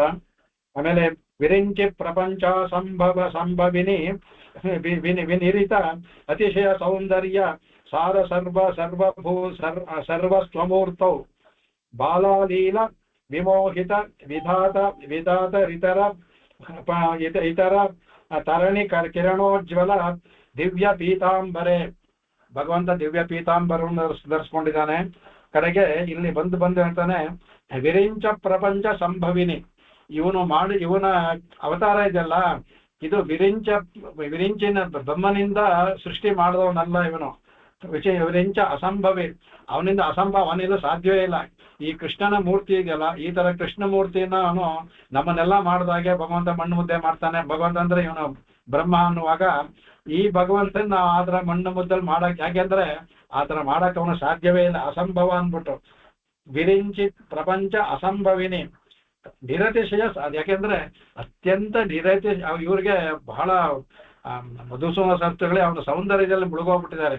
ನಿರತಿಶರ ಸೌಂದರ್ಯ ಸಾರ ಸರ್ವಭೂತ ಮೂರ್ತವ್, ಎಲ್ಲ ಸೌಂದರ್ಯವನ್ನ ಒಂದು ಸಾರವಾಗಿ ಎರಕ ಹೊಯ್ದ್ರೆ ಯಾವುದೋ ಅದೇ ಭಗವಾನ್ ಶ್ರೀಕೃಷ್ಣ ಮಗು, ಅದನ್ನ ಹೇಳ್ತಾರೆ. ಅದರಿಂದ ಅವನೇನ್ ಮಾಡ್ತಾನೆ, ಬಾಲಲೀಲಾ ವಿಮೋಹಿತ ವಿಧಾತರಿತರಣಿ ಹೇಳ್ತಾರೆ ಉಜ್ವಲ ದಿವ್ಯ ಪೀತಾಂಬರೆ, ಅನೇಕ ಬಾಲಲೀಲೆಯನ್ನ ಮಾಡಿ ಎಲ್ಲವನ್ನು ಮಾಡ್ಕೊಂಡಿದ್ದಾನೆ. ಕಡೆಗೆ ಪೀತಾಂಬರ ಧಾರಣೆ ಆಗಿದ್ದಾನೆ. ಕಡೆಗೆ ವಿಧಾತ ರಿತರಪಿ, ಇದು ಈ ಭಗವಂತನಿಂದ ಇವನು ಸೃಷ್ಟಿ ಮಾಡದವನಲ್ಲ, ತಾನಾಗೆ ಬಂದವನು. ಹಾಗಾಗಿ ಉಜ್ವಲವಾದ ದಿವ್ಯವಾದ ಈ ಅವನು ಹುಟ್ಟಿರುವ ವಸ್ತ್ರವೂ ಅದು ಸಹ ಅಮಾನುಷವಾದದ್ದು, ಅಲ್ಲಿಂದ ಒಂದು ದಿವ್ಯ ಪೀತಾಂಬರ ಅದು, ಅದನ್ನ ಹೇಳ್ತಾರೆ ದಿವ್ಯ ಪೀತಾಂಬರೆ ಅಂತಾರೆ. ಅತ್ಯಂತ ದಿವ್ಯವಾದ ಪೀತಾಂಬರಗಳು. ಆ ಪೀತಾಂಬರ ಇಲ್ಲಿ ಮಾಡಿದ್ದಲ್ಲ, ಅವನ ಅಲ್ಲಿರುವಂತ ಅದನ್ನೇ ಉಟ್ಕೊಂಡ್ ಬಂದಿದ್ದಾನೆ ಅವನು. ಕಡೆಗೆ ನಿರೂಪ ಆಮೇಲೆ ನಿರೂಪಮ ಶ್ಯಾಮ ಸುಂದರೆ, ಅವನು ಶ್ಯಾಮವರ್ಣ ಇದನ್ನಲ್ಲ, ಅತ್ಯಂತ ಆ ಶ್ಯಾಮವರ್ಣವು ಭಗವಂತನಿಗೆ ಹೊಂದುತ್ತೆ. ಹೇಗೆ ಸಾಲಿಗ್ರಾಮ ಎಷ್ಟು ಕಪ್ಪಾಗಿರುತ್ತೋ ಅಷ್ಟು ನೋಡೋ ಸುಂದರವಾಗಿರುತ್ತೋ, ಅದರಿಂದ ಇವನು ನಿರುಪಮ ಶ್ಯಾಮ ಸುಂದರ. ಅದಕ್ಕೆ ಇದೇ ಇಲ್ಲ, ಅವನು ಅದಕ್ಕಿಂತ ಇನ್ನೊಂದು ಉತ್ಕೃಷ್ಟವಾದ ಒಂದು ರೂಪವೇ ಇಲ್ಲ.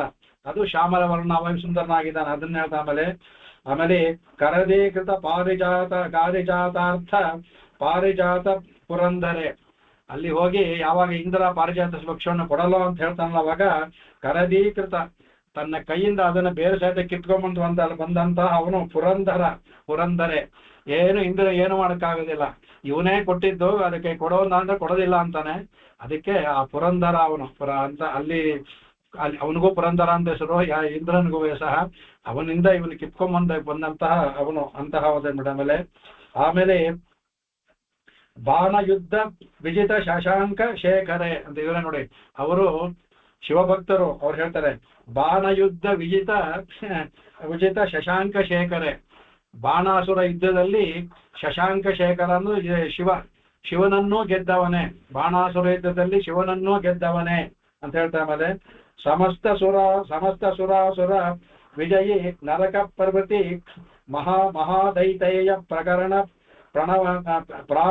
ಪ್ರಾಪಣಂತ ಸರ್ವಹಾರಿಣಿ ಅಂತ ಹೇಳ್ತಾರೆ. ಅಂದ್ರೆ ಅವನು ಭಗವಂತನ ಲೀಲೆ ಏನದು, ನರಕಾದಿ ಪ್ರಭೃತಿ, ನರಕ ಒಂದು ನರಕಾಸುರ ಪ್ರಭೃತಿ, ನರಕಾಸುರ ಮತ್ತು ನರಕಾಸುರ ಇನ್ನು ಕಂಸ, ಅದಲ್ಲದೆ ಇನ್ನೂ ಅನೇಕ ಅಸುರನ್ನೆಲ್ಲ ಇವನ್ನೆಲ್ಲ ಮಾಡ್ತಾನೆ.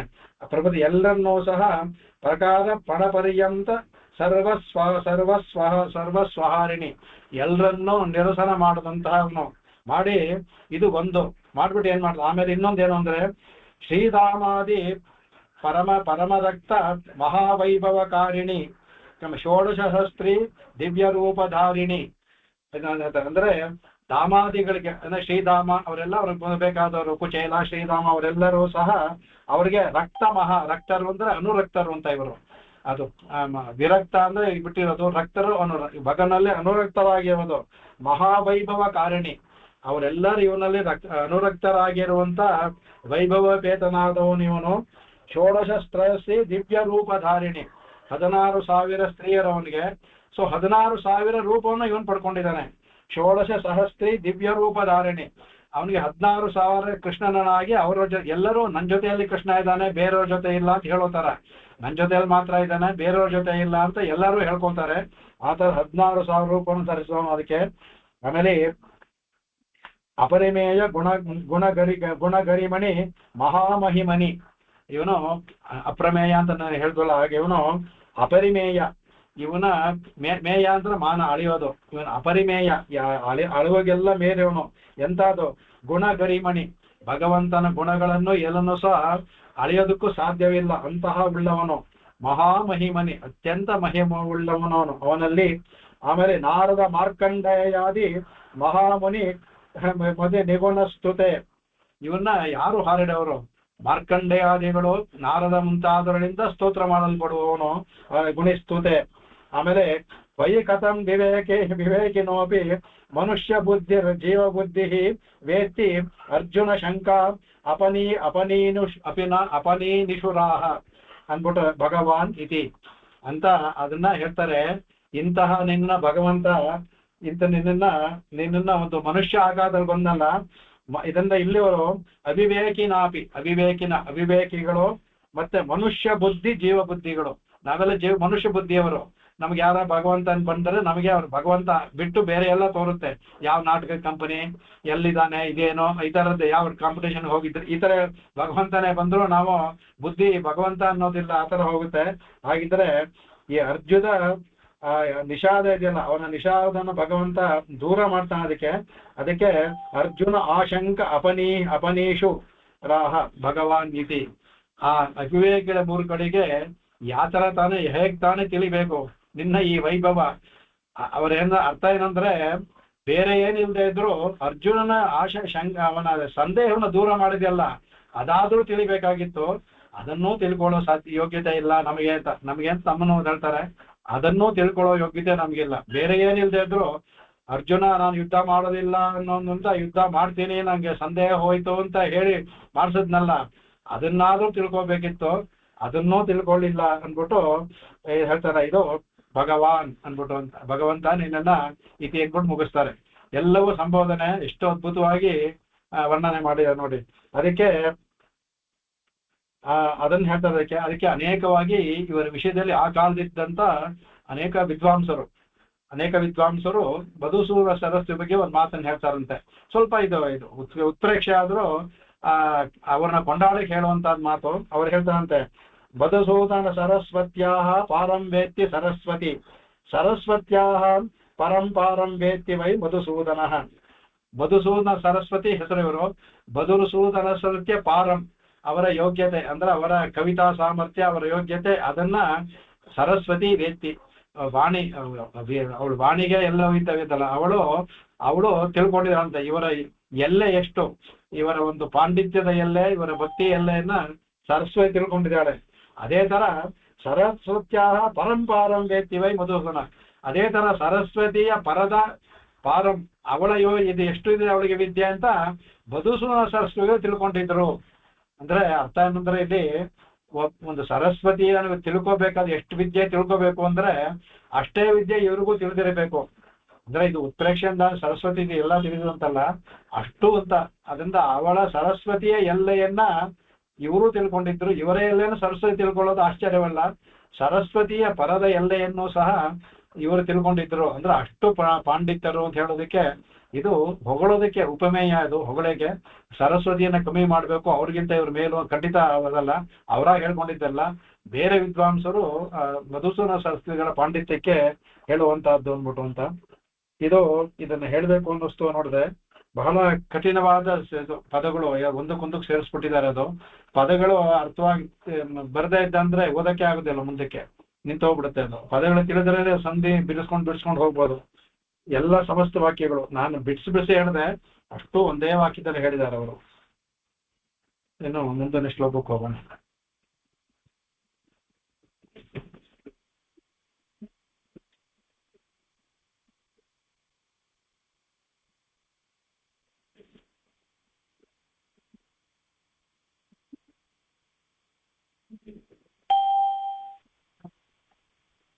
ಈಗ 9 ನಾಟಕ ಮುಗೀತದು, 9 ಅಂಕ ಮುಗೀತು. ಈಗ 10ನೇ ಅಂಕ ಮುಂದೆ ಬರೋದು. ಈ ಅಂಕ ಇವಾಗಿಲ್ಲ, ಮುಂದೆ ಬರುವಂತ ಅಂಕ ಇದು.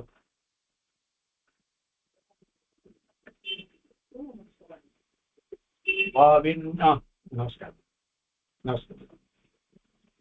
ಭಾವಿನ್ಯಾದಹಯ ಭವಂದಿಹ ಭವಧ್ವಂಸಾಯ ನಃ ಕಲ್ಪತಾಂ ಕಲ್ಕಿ ವಿಷ್ಣು ಯಶಸ್ತುತಃ ಕಲಿಕಥಾ ಕಾಲುಷ್ಯ ಕೂಲಂಕಷಃ ನಿಶ್ಶೇಷ ಕ್ಷತಕಂಟಕೆ ಕ್ಷಿತಿತಲೆ ಧಾರಾಜಲೋಘೈರ್ಧ್ರುವಂ ಧರ್ಮಂ ಕಾರ್ತಯುಗಂ ಪ್ರರೋಹತೆ ಯನ್ನಿಸ್ತ್ರಿಂಶಧಾರಾಧರಃ.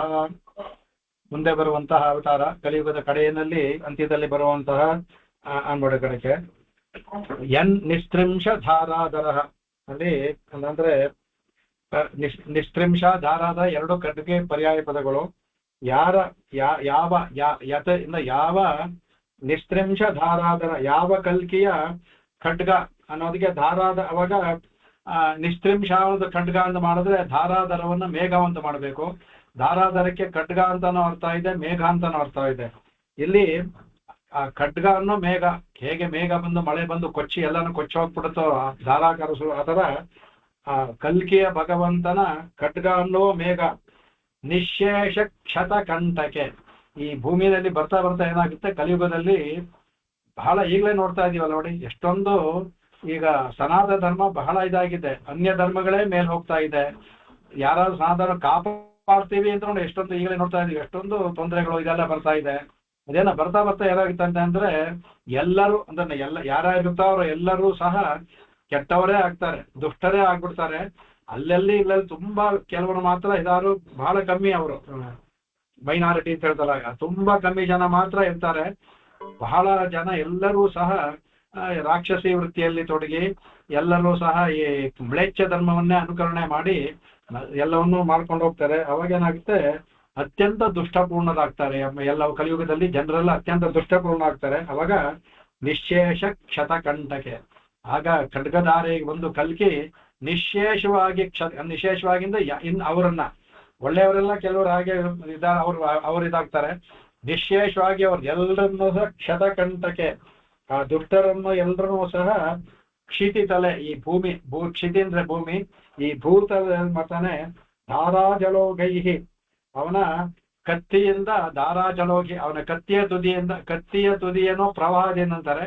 ಅವನ ಕತ್ತಿಯ ತುದಿಯಿಂದ ಅವರ ರಕ್ತದ ಪ್ರವಾಹ ಅಂತ ಹೋಗೋದು, ಅದನ್ನ ದಾರಾಜಲೋಗೈಹಿ, ಆ ನೀರಿನ ಪ್ರವಾಹ ಹೇಳ್ತಾರೆ. ಅದನ್ನ ಕತ್ತರಿಸಿ ಏನ್ ಮಾಡ್ತಾನೆ ಕಲಿಯುಗದ ಇದರಲ್ಲಿ ಮಾತ್ರ, ಬೇರೆ ಎಲ್ಲಾದ್ರಲ್ಲೂ ಭಗವಂತ ಶಿಕ್ಷೆ ವಿಧಿಯಿಂದ ಮಾತ್ರ ಮಾಡ್ತಾನೆ. ಪರಿತ್ರಾಣಾಯ ಸಾಧೂನಾಂ ಮಾತ್ರ ಅವನ ಕೆಲಸ. ವಿನಾಶಾಶ ದುಷ್ಕೃತ ಸೆಕೆಂಡರಿ, ಅದು ಮಾಡಲೇಬೇಕಾಗಿ ಬಂದರೆ ಮಾತ್ರ ಮಾಡ್ತಾ ಇದ್ದ. ಈ ಕಲ್ಕಿ ಅವತಾರದಲ್ಲಿ ವಿನಾಶಾಶ ದುಷ್ಕೃತ ಧರ್ಮ ಸಂಸ್ಥಾಪನ, ಅವರನ್ನ ದಮನ ಮಾಡಿಯೇ ಧರ್ಮ ಸಂಸ್ಥಾಪನೆ ಮಾಡ್ತಾನೆ. ಇದರಲ್ಲಿ ಉಲ್ಟಾ ಆಗುತ್ತೆ. ಇದರಲ್ಲಿ ಕಲಿಯುಗದಲ್ಲಿ ಎಲ್ಲರೂ ಕೆಟ್ಟ ಮನಸ್ಸರಾಗಿರ್ತಾರೆ, ಧರ್ಮ ಕರ್ಮ ಯಾವುದೂ ಒಂದಿಲ್ಲ, ಪ್ರತಿಯೊಂದು ಒಂದು ನೀತಿ ನಿಯಮ ಎಲ್ಲವೂ ಹೊರಟೋಗ್ಬಿಡುತ್ತೆ. ಅದು ಮ್ಲೇಚ್ಛ ಧರ್ಮ ಅನುಸರಿಸ್ತಾ ಬರ್ತಾ ಅದೇ ಆಗುತ್ತೆ, ಬೇರೆ ಏನೂ ಇಲ್ಲ ಅದು. ಆವಾಗ ಏನ್ ಮಾಡ್ತಾನೆ ಭಗವಂತ ಎಲ್ಲರನ್ನೂ ಕತ್ತರಿಸಿ ಹಾಕಿ ಅವ್ರನ್ನೆಲ್ಲ ಕತ್ತರಿಸೋಂದ ಅನೇಕ ರೀತಿ. ಖಡ್ಗ ಅನ್ನೋದು ಹೇಳ್ತೀವಿ, ಅದು ಮೇಘದಿಂದ ಆಗ್ಲಿ ನೀರಿನ ಪ್ರವಾಹದಿಂದ ಅನ್ನೋದು ಎಲ್ಲ ಏನ್ ಮಾಡ್ತಾನೆ ಅವನು ಏನಂತಾರೆ ಕಾರ್ತಯುಗಂ ಧರ್ಮಂ. ಆವಾಗ ಕೃತಯುಗ ಮತ್ತೆ ಆರಂಭ ಮಾಡುವಾಗಿ ಮಾಡ್ತಾನಂತೆ. ಕೃತಯುಗ ಮುಖ್ಯ, ಅದರಿಂದ ಎಲ್ಲರೂ ಅಂದ್ರೆ ಎಲ್ಲರೂ ಸಾತ್ವಿಕವಾದ ಈ ದುರ್ಬೀಜಗಳೆಲ್ಲ ಹೋಗುತ್ತೆ. ಸಾತ್ವಿಕವಾದ ಬೀಜದಿಂದಾನೇ ಉತ್ಪತ್ತಿಯಾಗುವವರು ಎಲ್ಲರೂ ಸಾತ್ವಿಕರಾಗಿರ್ತಾರೆ. ಅದೇ ಕೃತಯುಗದಲ್ಲಿ ಧ್ಯಾನಾಸಕ್ತ. ಅದಕ್ಕೆ ಕಾರ್ತಯುಗಂ ಅಂದ್ರೆ ಕೃತಯುಗ ಸಂಬಂಧವಾದ ಧರ್ಮಂ ಧ್ರುವಂ, ಧರ್ಮ ಮತ್ತೆ ವರ್ಣಾಶ್ರಮ ಧರ್ಮವನ್ನು ಸ್ಥಾಪನೆ ಮಾಡ್ತಾ, ಅದು ಧ್ರುವಂ ಗಟ್ಟಿಯಾಗಿ ನಿಲ್ಲೋತರ, ಸ್ಥಿರವಾಗಿ ನಿಲ್ಲೋತಹ ಪ್ರರೋಹಯತಿ ಅವನು ಭಗವಂತ. ಅವನ ಕತ್ತಿ, ಇಲ್ಲಿ ಕತ್ತಿಗೆ ಹೇಳ್ತಾರೆ ಭಗವಂತನೇ ಬಿಟ್ಟು, ಭಗವಂತನ ಕತ್ತಿ ಇದೆಯಲ್ಲ ನಿಸ್ತ್ರಿಂಶ ಧಾರಾಧರ, ಆ ಕತ್ತಿ ಏನಾಗುತ್ತೆ ಇದೆಲ್ಲವನ್ನು ಮಾಡಿ ಸ್ಥಿರವಾಗಿ ಕಾರ್ತಯುಗಂ ಧರ್ಮಂ ಪ್ರರೋಹಯತಿ, ಮತ್ತೆ ಕೃತಯುಗದ ಧರ್ಮವನ್ನ ಆರೋಪಣೆ ಮಾಡುತ್ತೆ, ಮತ್ತೆ ಅದನ್ನ ಬೆಳೆಸುತ್ತೆ. ಅದು ಅಂತಹ ಭಾವಿನ್ಯ ಅಂದ್ರೆ ಮುಂದೆ ಆಗೋದು, ಭವಿಷ್ಯತ್ ಅಂತ. ಅಂತಹ ಭಾವಿನ್ಯ ಅಂದ್ರೆ ಮುಂದೆ ಆಗತಕ್ಕಂತ, ಇನ್ನೂ ಆಗಿಲ್ವಲ್ಲ, ಭಾವಿನ್ಯ ದಶೆಯ ಮುಂದೆ ಆಗತಕ್ಕಂತ ಒಂದು ಕಡೆಗೆ ಒಂದು ದಶೆ ಆಗುವಂತಹ ಒಂದು ಅವಕಾಶ ಇದೆಯಲ್ಲ ಮುಂದೆ, ಅವಕಾಶದೊಡನೆ ಈಗ ಈ ಶ್ರೀರಂಗದಲ್ಲಿ ಭಗವನ್ ಅಂದ್ರೆ ಈಗ ಅರ್ಚಾರೂಪಿಯಾಗಿರುವಂತ ಭಗವಂತ ಇವರು ಹೇಳ್ದ ಕಡೆಗೆ ಇಲ್ಲಿ ರಂಗನಾಥನಿಗೆ ಪ್ರಾರ್ಥನೆ ಮಾಡ್ತಾರೆ. ಕಡೆಗೆ ಕಲಿಕತಾ ಕಾಲುಷ್ಯ ಕೂಲಂಕಷಃ, ಕಡೆಗೆ ಈ ಕಲಿಯುಗದಲ್ಲಿ ಬರುವ ರಂಗನಾಥ ಈ ಅರ್ಚದ ರೂಪಿಯಾಗಿ ರಂಗನಾಥನೇ ಮುಂದೆ ಕಲಿಕತಾ ಕಾಲುಷ್ಯ ಕೂಲಂಕಷ, ಕಲಿಯ ಒಂದು ಕಥನದಿಂದ, ಕಲಿ ಮುತ್ತೋಗಿದೆ ಅಂತ ಹೇಳ್ತಾರಲ್ಲ, ಕಲಿಯ ಒಂದು ಪ್ರಭಾವದಿಂದ ಈಗ ಇನ್ನು ಪ್ರಥಮ ಪಾದ ಉಚ್ಚುಕಟ್ಟೆ, ಇನ್ನು ಅತ್ಯುಚ್ಚುಕಟ್ಟೆ ಹೋಗ್ಬೇಕದು ಕಲಿ ಇದು. ಆವಾಗ ಏನ್ ಮಾಡ್ತಾನೆ, ಅದರಿಂದ ಕಾಲುಷ್ಯ ಕೂಲಂಕಷ, ಅಲ್ಲಿ ಉಂಟಾದ ಕಾಲುಷ್ಯ ಅಂದ್ರೆ ಕೊಳೆ, ಅದನ್ನ ಕೂಲಂಕಷ ಅಂದ್ರೆ ನಿಶೇಷವಾಗಿ ಭಗವಂತ ಏನ್ ಮಾಡ್ತಾನೆ, ಈ ರಂಗನಾಥನ ಏನ್ ಮಾಡ್ತಾನೆ, ವಿಷ್ಣು ಯಶಸ್ಸುತಃ, ವಿಷ್ಣು ಯಶಸ್ ಅಂತ ಒಬ್ಬ ಅವನು ಹುಡ್ತಾನೆ. ಅದು ಈ ಶಾಂಬಲ್ಯ ಅಂತ ಹೇಳ್ತಾರೆ ಅದಕ್ಕೆ. ಆ ಶಂಬಲಿ ಅನ್ನೋ ಜಾಗದಲ್ಲಿ ಇಲ್ಲಿ ಅದನ್ನ ಹೇಳ್ತಾರೆ. ಅಂತಹ ಬ್ರಾಹ್ಮಣನಲ್ಲಿ ಹೆಸರೇ ವಿಷ್ಣು ಯಶಸ್ಸಃ ಅನ್ನೋದು. ವಿಷ್ಣು ಯಶಸ್ ಅಂತ ಅವನ ಮಗ, ಸುತಃ ಮಗನಾಗಿ ಪುತ್ರನಾಗಿ ಕಲ್ಕಿ ಅಂದ್ರೆ ಎರಡರ್ಥ. ಇಲ್ಲಿ ಕಲ್ಕಿ ಇದು ಭಗವಂತನಿಗೆ ಬಿಡಿ ಕುದುರೆ ಅಂತ ಅರ್ಥ. ಅದಕ್ಕೆ ಕಲ್ಕಿ ಅಂದ್ರೆ ಬಿಡಿ ಕುದುರೆ, ಆ ಬಿಡಿ ಕುದುರೆ ಮೇಲೆ ಬರುವ ಪರಮಾತ್ಮನು. ಅದಕ್ಕೆ ಕಲ್ಕ ಅಂದ್ರೆ ಶ್ವೇತಾಶ್ವ ಅಂತ, ಅದನ್ನ ಉಳ್ಳವನು ಕಲ್ಕಿ. ಶ್ವೇತಾಶ್ವವನ್ನು ಬಿಳಿ ಕುದುರೆಯನ್ನು ಉಳ್ಳವನು ಕಲ್ಕಿ ಅಂದ್ಬಿಟ್ಟು, ಆ ಕಲ್ಕಿ ಆ ಬಿಳಿ ಕುದುರೆ ಬರುವ ಪರಮಾತ್ಮ ನಮ್ಮನ್ನ ಭವಧ್ವಂಸಾಯ, ಅವರನ್ನ ಆಗ ನೀನು ಕತ್ತರಿಸಾಕ್ತೀಯ, ಈಗ ನಮ್ಮ ಭವ ಇದೆಯಲ್ಲ ಅದನ್ನ ಈಗ ನೀನು ಧ್ವಂಸವನ್ನು ಮಾಡು. ಧ್ವಂಸಾಯ ದಾಸ್ಕರ ಕಲ್ಪತಾಂ, ನಿಂದ ಆಗಲಿ ನಮ್ಮ ಸಂಸಾರದ ಈ ಇದೆಯಲ್ಲ ಅದನ್ನ ಧ್ವಂಸ ಮಾಡೋದಕ್ಕೆ ನಿನ್ನ ಕಲ್ಪತಾಂ, ನಿನ್ನ ಅವತಾರ ಆಗ್ಲಿ ಅಂತ ಇಲ್ಲಿ ಕೇಳ್ಕೊಳ್ತಾರೆ, ಭಗವಂತನ ಕೇಳ್ಕೊಳ್ತಾರೆ. ಅದರಲ್ಲಿ ಇದು 10ನೇ ಅಂಕ. ಇದ್ರಲ್ಲಿ ಏನಪ್ಪಾ ಅಂದ್ರೆ, ಈ ಮೊದಲು ಶುರುವಿನಲ್ಲೂ ಒಂದು ಭಗವಂತ ಹಯಗ್ರೀವನ ಅವತಾರ ಆಯ್ತು. ಅದು ಹಯಗ್ರೀವನು ಶ್ವೇತಾಶ್ವ, ಹಯಗ್ರೀವನ ಅವತಾರ ಆಗಿ ವೇದವನ್ನ ಕಾಪಾಡ್ದ ಅಂತ ಮೊದಲು. ಭಗವಂತನ ಅನೇಕ ಅವತಾರಗಳು, ಅದರಲ್ಲಿ 10 ಸುಮ್ಮನೆ ಮೇಲೆ ಹೇಳಕ್ಕಷ್ಟೇ. ಅದಕ್ಕೆ ಮುಂದೆ ಪರಾಶರ ಭಟ್ರು ಹೇಳ್ತಾರೆ, ಅದಕ್ಕೆ ಅವನ ಲೆಕ್ಕನೇ ಇಲ್ಲ ಹೇಳೋದಕ್ಕೆ, ಮುಖ್ಯವಾಗಿ 10 ಹೇಳ್ತೀವಿ ನಾವು, ಅದಕ್ಕೆ ಎಣಿಸಕ್ಕೆ ಸಾಧ್ಯವಿಲ್ಲ ಅಂತ ಹೇಳ್ತಾರೆ. ಆ ಥರ ಇದು ನೋಡಿ, ಶುರು ಮಾಡಿದ್ದು ಹಯಗ್ರೀವ ಅವತಾರದಿಂದ ವೇದವನ್ನ ಕಾಪಾಡೋದಕ್ಕೆ ಶ್ವೇತಾಶ್ವ, ಮುಗಿಯೋದು ಸಹ ಕಲ್ಕಿಯಿಂದ. ಕಲ್ಕ ಅಂದ್ರೆ ಶ್ವೇತಾಶ್ವ, ಅದರಲ್ಲಿ ಬರುವಂತಹ ಇವನು ಹಯಗ್ರೀವನ ಅನ್ಬೋದು ಕಲ್ಕಿ, ಅದರ ಆರೋಪಿಯಾಗಿ ಬರುವವನು ಕಲ್ಕಿ. ಎಲ್ಲರನ್ನೂ ಅಧರ್ಮಿಗಳನ್ನೆಲ್ಲ ನಾಶ ಮಾಡಿ ಅದನ್ನ ಮಾಡ್ತಾರೆ. ಅದನ್ನ ಕಡೆಗೆ ಅವರಂತೂ ಪರಾಶರ ಭಟ್ರು ಅವ್ರ ಕಾಲದಲ್ಲೇ ಇನ್ನೂ ಅಷ್ಟು ದಿನ ಯಾಕೆ ಕಾಯ್ತೀಯ, ಈಗಲೇ ಯಾಕೆ ನೀವು ಯಾವ ತರ ಮಾಡಬಾರ್ದು ಅಂತ ಕೇಳ್ಕೊತಾರೆ. ಚೆನ್ನಾಗಿದೆ ಶ್ಲೋಕ ಹೇಳೋದ್ರಲ್ಲಿ. ಅದನ್ನ ಇದೆಲ್ಲ ಅಂದ್ರೆ ಇಲ್ಲಿ ಈ ಅಂತ್ಯದಲ್ಲಿ ಧರ್ಮವೇ ಇರೋದಿಲ್ಲ. ಈಗ ಸನಾತನ ಧರ್ಮ ಇರೋದ್ರಿಂದ ಧರ್ಮ ಕರ್ಮದಿಂದ ಮಳೆ ಬೆಳೆಗಳಾಗುತ್ತೆ. ಕಡೆಗೆ ಯಾವಾಗ ಧರ್ಮವೇ ತುಂಬಾ ಈಗ ಒಂದು ಕಾಲಲ್ಲಿ ನಿಂತ್ಕೊಂಡಿದೆ, ಅದು ಆ ಕಾಲು ಮುರಿಯೋ ತರ ಬಂದ್ಬಿಡುತ್ತೆ. ಬರೀ ಅಧರ್ಮವೇ ತುಂಬಿಕೊಂಡಿದೆ. ಈ ಮ್ಲೇಚ್ಛ ಧರ್ಮಗಳೆಲ್ಲ ಎಲ್ಲ ಬರೀ ಅಧರ್ಮವೇ, ಅದು ಧರ್ಮವಲ್ಲ. ಅದು ಮೇಲ್ನೋಟಕ್ಕೆ ಅದು ಒಳ್ಳೆಯದಾರ ಇದ್ರೂ ಸಹ ಅಲ್ಲಿ ಯಾಕಂದ್ರೆ ಒಂದು ನಿಯಮದಲ್ಲಿ ಇಲ್ಲದೆ ಇರೋದ್ರಿಂದ ಬರೀ ಅಧರ್ಮವೇ ತುಂಬಿಕೊಳ್ಳುತ್ತೆ. ಯಾವ ವ್ಯತ್ಯಾಸ ಇರೋದಿಲ್ಲ, ಒಂದು ಇದಿಲ್ಲ, ಯಾವೊಂದು ನಿಯಮಗಳು ಯಾವುದು ಇಲ್ವಲ್ಲ, ಪ್ರತಿಯೊಂದು ಹೊಡೋಗ್ಬಿಡುತ್ತೆ. ಅವಾಗ ಇರುತ್ತೆ ಜನರಲ್ಲಿ ಈ ತಾಮಸ ಬುದ್ಧಿ ಜಾಸ್ತಿ ಆಗಿ ತಾಮಸಿ ಸ್ವಭಾವ. ಈಗಲೇ ನೋಡ್ತಾ ಇದ್ದಲ್ಲ, ನಮ್ಮ ಒಂದೊಂದು ಜನರೇಷನ್ ನೋಡಿ ಹೇಗೆ ತಾಮಸ ಬುದ್ಧಿ ಜಾಸ್ತಿ ಆಗ್ತಾ ಇದೆ ಅಂತ. ಹಿಂದಿನ ಕಾಲದವ್ರಿಗೂ ಈ ಕಾಲದಲ್ಲಿ ನಾವೇ ನೋಡ್ಕೋಬಹುದು, ವ್ಯತ್ಯಾಸವನ್ನು ನೋಡ್ಕೋಬಹುದು. ಎಲ್ಲೋ ಅಲ್ಲೊಂದು ಇಲ್ಲೊಂದು ಬಿಟ್ಟ ಅಂದ್ರೆ ಸಾಧಾರಣ ಎಲ್ಲರೂ ತಾಮಸಿಗಳಾಗೇ ಇರ್ತಾರೆ, ಅತ್ಯಂತ ತಾಮಸ ಗುಣಗಳಾಗಿರ್ತಾರೆ. 12 ಗಂಟೆಗೆ ಹೇಳೋದು, ಅವ್ರಿಗೆ ಇದೊಂದು ತಿನ್ನ ಎಲ್ಲವನ್ನೂ ಇದು ಹೇಳ್ಬೇಕು, ಮಾಡಬೇಕು, ಒಂದು ನಾವು ದೇವ್ರ ನಮಸ್ಕಾರ ಎಲ್ಲ ಏನೂ ಇಲ್ಲ, ಎಲ್ಲ ಹೇಳೋದು, ಊಟ ಮಾಡೋದು, ಮತ್ತೆ ಈ ತರದಲ್ಲೇ ಹೋಗಿ ತಾಮಸ ಗುಣ ಬೆಳ್ಕೊಂಡು ಏನಾಗುತ್ತೆ ಅವರಿಗೆ, ಅವರಲ್ಲಿರುವ ಧರ್ಮ ಬುದ್ಧಿ ಎಲ್ಲ ಹೋಗುತ್ತೆ. ಒಳ್ಳೇದು ಯಾವುದು ಕೆಟ್ಟದ್ದು ಯಾವುದು ಅಂತ ಗೊತ್ತಿಲ್ಲ. ಅವ್ರಿಗೆ ಮಾಡ್ತಾನೆ ಇರ್ತಾರೆ, ಕೆಟ್ಟದಾದ್ರೂ ಅವ್ರಿಗೇನು ವ್ಯತ್ಯಾಸ ಇಲ್ಲ, ಒಳ್ಳೇದು ಅಂತಂದ್ರೂ ಅವ್ರಿಗೇನು ವ್ಯತ್ಯಾಸ ಇಲ್ಲ. ಅದನ್ನ ಹೇಳ್ತಾರೆ. ಕಲಿ ವೃದ್ಧಿ ಆದಾಗ ಅತ್ಯಂತ ಗ್ಲಾನಿ ಒದಗುತ್ತೆ. ಆ ಗ್ಲಾನಿ ಹೋದಾಗ ಭಗವಂತ ಹೇಳಿದಲ್ಲ, ಯದಾ ಯದಾ ಹಿ ಧರ್ಮಸ್ಯ ಗ್ಲಾನಿರ್ಭವತಿ ಭಾರತ ಅಭ್ಯುತ್ಥಾನಾಂ ಅಧರ್ಮಸ್ಯ ನಾನು ಸಜಾಮ್ಯಹಂ ಅಂತ ಹೇಳ್ತಾನೆ. ಅದಕ್ಕೆ ಆತರ ಭಗವಂತ ತಾನೇ ಲೋಕ ಮಾಡ್ತಾನೆ. ಅವನು ಆಗಾಗ ಮಾಡ್ತಾ ಇರ್ತಾನೆ ಒಂದೊಂದು ಅವತಾರಗಳಲ್ಲೂ. ಇದರಲ್ಲಿ ತ್ರೇತಾಯುಗದಲ್ಲಿ ರಾಮನ ಅವತಾರದಲ್ಲಿ ಕಂಸ ಇವರು ಯಾರೋ ರಾವಣಾದಿಗಳನ್ನ ಮಾಡ್ದ, ಕೃಷ್ಣಾವತಾರದಲ್ಲಿ ಕಂಸಾದಿಗಳನ್ನ ಮಾಡ್ದ. ಆ ಯುಗದಲ್ಲಿ ಒಂದು ಸ್ವಲ್ಪ ಮಾಡ್ತಾ ಇರ್ತಾನೆ. ಆಗ ಜನಗಳು ಕಮ್ಮಿ, ಅಂದ್ರೆ ಯಾರನ್ನ ನಾಶ ಮಾಡಬೇಕು ಅಂತವ್ರು ಕಮ್ಮಿ, ಯಾರೋ ಒಬ್ರು ಇಬ್ರು ಕೆಲವರು ಮಾತ್ರ ಇರ್ತಾರೆ. ಈ ಕಲಿಯುಗದಲ್ಲಿ ಏನಾಗುತ್ತೆ, ಒಳ್ಳೆಯವರು ಒಬ್ರು ಇರ್ತಾರೆ, ಬಾಕಿಯವರೆಲ್ಲವೇ ರಾಕ್ಷಸರೇ, ನಾಶ ಮಾಡಕ್ಕೆ ಅರ್ಹರೇ ಅವರು. ಅದರಿಂದ ಇಲ್ಲಿ ಕ್ಷಿತಿಕಂಠಕ್ಕೆ ಕಲಿಯುಗದಲ್ಲಿ ಎಲ್ಲರನ್ನು ನಾಶ ಮಾಡಿ ಧರ್ಮ ಸ್ಥಾಪನೆ ಮಾಡ್ತಾನೆ. ಬೇರೆ ಯುಗದಲ್ಲಿ ಧರ್ಮ ಸ್ಥಾಪನೆಗೋಸ್ಕರ ವಿಧಿ ಇಲ್ಲದೆ ಇದ್ರೆ ಕೆಲವನ್ನ ನಾಶ ಮಾಡ್ತಾನೆ. ಇಲ್ಲಿ ಎಲ್ಲರನ್ನೂ ನಾಶ ಮಾಡಿಯೇ ಧರ್ಮ ಸ್ಥಾಪನೆ ಮಾಡ್ತಾನೆ. ಅದನ್ನ ಹೇಳ್ತಾರೆ. ಅದಕ್ಕೆ ಆವಾಗ ರಾಮನ್ಗೆ ಲೋಕತ್ರಯ ಕಂಟಕ ಅಂದ್ಬಿಟ್ಟು ಅಂತ ಅಂದ್ರು. ಅವನಿಗೆ ಎಲ್ಲವನ್ನೂ ಕಾಪಾಡ್ದ ಅಂದ್ಬಿಟ್ಟು ಉತ್ಪಾತ ಲೋಕತ್ರಯ ಕಂಟಕ, ಉತ್ಪಾತವಾದ ಲೋಕತ್ರಯವನ್ನ ನಾಶ ಮಾಡಿದವನು ಅಂದ್ಬಿಟ್ಟು ಅಂತ ಇತ್ತು. ಕಡೆಗೆ ಈಗ ಏನಂತ ಇದರಲ್ಲಿ ಈ ಒಂದೊಂದು ಯುಗದಲ್ಲೂ ಒಂದೊಂದು ದಾನವರು, ಈ ಇದರಲ್ಲಿ ಒಂದು ಒಂದು ಒಂದು ಭಾಗ ಮಾತ್ರ ದಾನವರಾಗಿದ್ರು. ಕಲಿಯುಗದಲ್ಲಿ ಎಲ್ಲರೂ ದಾನವರೇ. ಬರ್ತಾ ಬರ್ತಾ ಬರ್ತಾ ಎಲ್ಲರೂ ದಾನವ ವೃತ್ತಿಯಿಂದ ಇರ್ತಾರೆ. ಎಲ್ಲವೂ ಉಲ್ಟಾ ಆಗುತ್ತೆ ಅಂತ ಹೇಳಿ.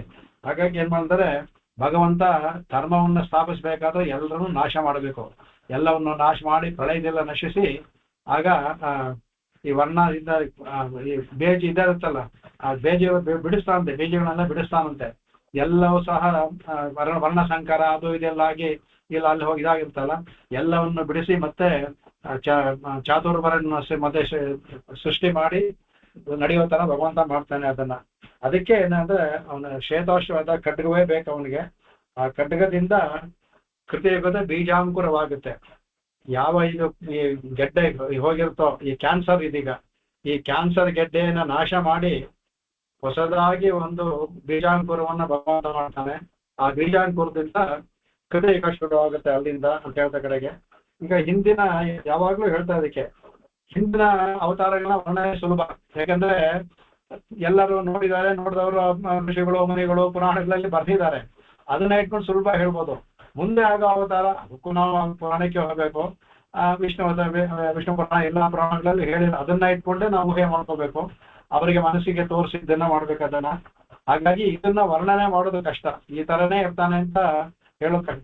ಹಾಗಿದ್ದರೆ ಹೇಳ್ಬೋದು, ಮುಂದೆ ಆಗೋದನ್ನ ಈ ತರನೇ ಇರುತ್ತೆ ಅಂತ 100ಕ್ಕೂ 100 ಹೇಳೋಕೆ ಬಹಳ ಕಷ್ಟ. ಅದಕ್ಕೆ ಅದೇ ಈ ತರ ಆಗುತ್ತೆ ಅಂತ ಅನೇಕ ಭವಿಷ್ಯ ಪುರಾಣಗಳು ಅಲ್ಲಿ ಇದೆಲ್ಲ ವರ್ಣನೆ ಮಾಡಿದ್ದಾರೆ.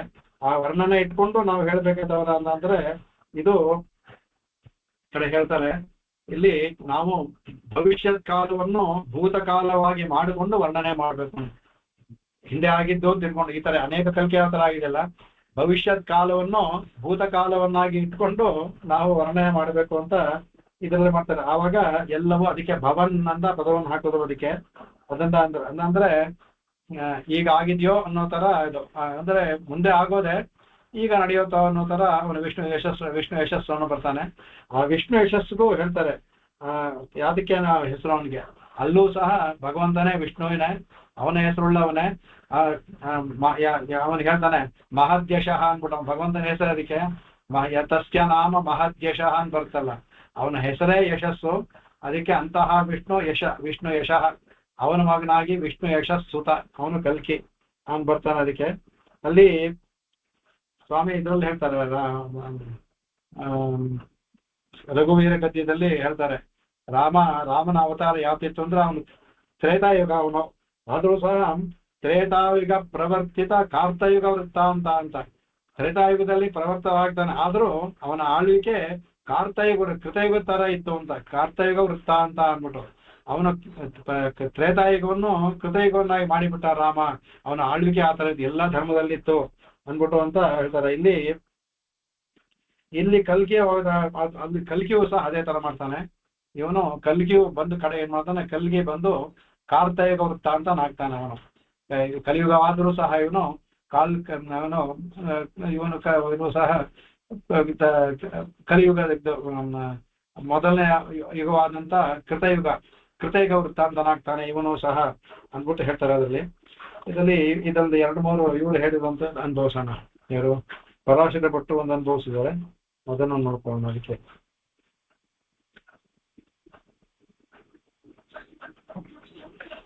ಕಲ್ಕಿತನುರ್ಧರಣೀಂ ಲಘುಯಿಷ್ಯನ್ ಕಲಿಕಲುಷಾನ್ ವಿಲುನಾಸಿ ಪುರಾತ್ವಂ ರಂಗನಿಕೇತ ಲುನೀಹೀತಿ ಅಖಿಲ ಮರುಂತುದಂ ಅದ್ಯ ಲುನೀಹಿ ಅಂತ ಇಲ್ಲಿ ಹೇಳ್ಕೊಳ್ತಾರೆ. 2 ಶ್ಲೋಕದಲ್ಲಿ ಇದು ಮಾಡ್ತಾರೆ. ಒಂದು ಕಲ್ಕಿಯ ತಾನೇ ಇನ್ನೊಂದು ಶ್ಲೋಕದಲ್ಲಿ ಇದನ್ನ ಎಲ್ಲಾ ಅವತಾರಗಳನ್ನು ಹೇಳ್ಕೊಂಡು ಹೋಗ್ತಾರೆ, ಅದನ್ನ ಹೇಳ್ಕೊಬೋದಲ್ಲಿ. ಇದರಲ್ಲಿ ಹೇಳ್ತಾನೆ ಇದೆ, ಅಲ್ಲಿ ಅವ್ರಿಗೆ ಆ ಕಾಲದಲ್ಲೇ 1000 ವರ್ಷದ ಹಿಂದೆ ಪರಾಶರ ಭಟ್ರು, ಆ 1000 ವರ್ಷ ಹಿಂದೆನೆ ಅವರಿಗೆ ಸಾಕಾಗ್ಬಿಟ್ಟಿದೆ ಕಲಿಯುಗ.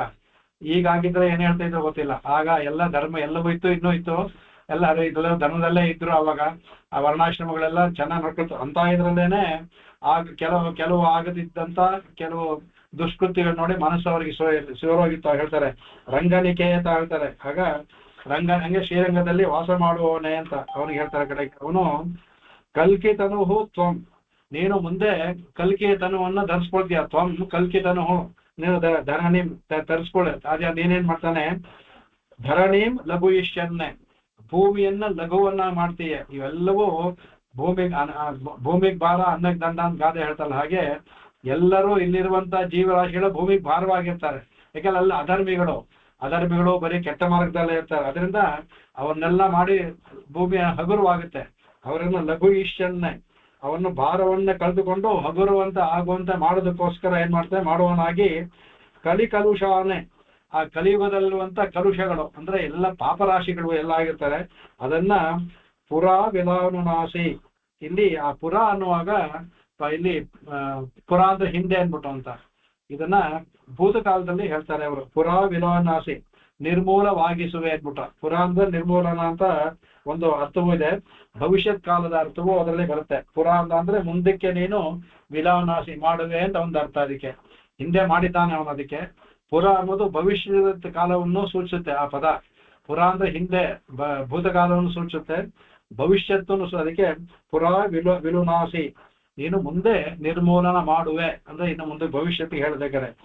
ಹಾಗೆ ಹೇಳ್ತಾನೆ, ಅದಕ್ಕೆ ಹೇಳ್ತಾರೆ ಭಗವಂತ, ಈಗಲೇ ತುಂಬಾ ಹಾಗೆ ನೀನು ನಿಧಾನ ಮಾಡಬೇಡ. ಇನ್ನೂ ಕಲಿಯೋದಕ್ಕೆ ಇನ್ನೂ 4 ಲಕ್ಷ ವರ್ಷ ಇದೆ, ತುಂಬಾ ದೂರ ಇದೆ. ಅದರಿಂದ ಏನ್ ಮಾಡೋ ನೀನು, ಹಿಂದೆ ನೀನು ಏನ್ ಮಾಡೋ, ಅರುಂತುದಂ ಅಖಿಲಂ. ಈ ಅರುಂತುದಂ ಅಂದ್ರೆ ಕ್ರೂರವಾದ ಪ್ರಾಣಿಗಳಲ್ಲಿ, ಅವ್ರ ಕ್ರೂರವಾದ ಪ್ರಾಣಿಗಳು ಅಂದ್ರೆ ಕಾಡಿನ ಪ್ರಾಣಿಗಳಲ್ಲಿ ಹೇಳ್ತಿಲ್ಲ ಅವರು, ಅವಳ ಕ್ರೂರವಾದ ಪ್ರಾಣಿಗಳು ಅಂದ್ರೆ ಮನುಷ್ಯರನ್ನೇ. ಇಲ್ಲೇ ಅರುಂತುದಂ ಅಖಿಲಂ, ಈ ಕ್ರೂರವಾದ ಈ ಪ್ರಾಣಿ ವರ್ಗಗಳು ಇಲ್ಲೇ ನಮ್ಮನ್ನ ಹೇಳ್ತಾರೆ. ನಮ್ಮೆಲ್ಲ ಕ್ರೂರವಾದ, ಹೇಗಂದ್ರೆ ಎಲ್ಲರೂ ಅಧರ್ಮದಲ್ಲಿರ್ತಾರೆ, ದ್ವೇಷ ಅಸೂಯೆಗಳೆಲ್ಲ ಅಲ್ಲಿಂದ ಶುರುವಾಗುತ್ತಲ್ಲ. ಎಲ್ಲವನ್ನೂ ಸಹ ಲುನೀಹಿ ನಾಶ ಮಾಡು, ಕತ್ತರಿಸಿ ಹಾಕು ಅಂತ 2 ಸಲ ಹೇಳೋದು. ಇದನ್ನ ಕತ್ತರಿಸು ಅಂತ ಹೇಳುವಾಗ ಇದೆಲ್ಲ ಇರೋದು ಲುನೀಹಿ ಕಡೆಗೆ ಹೇಳ್ತಾನೆ ಲುನೀಹಿ.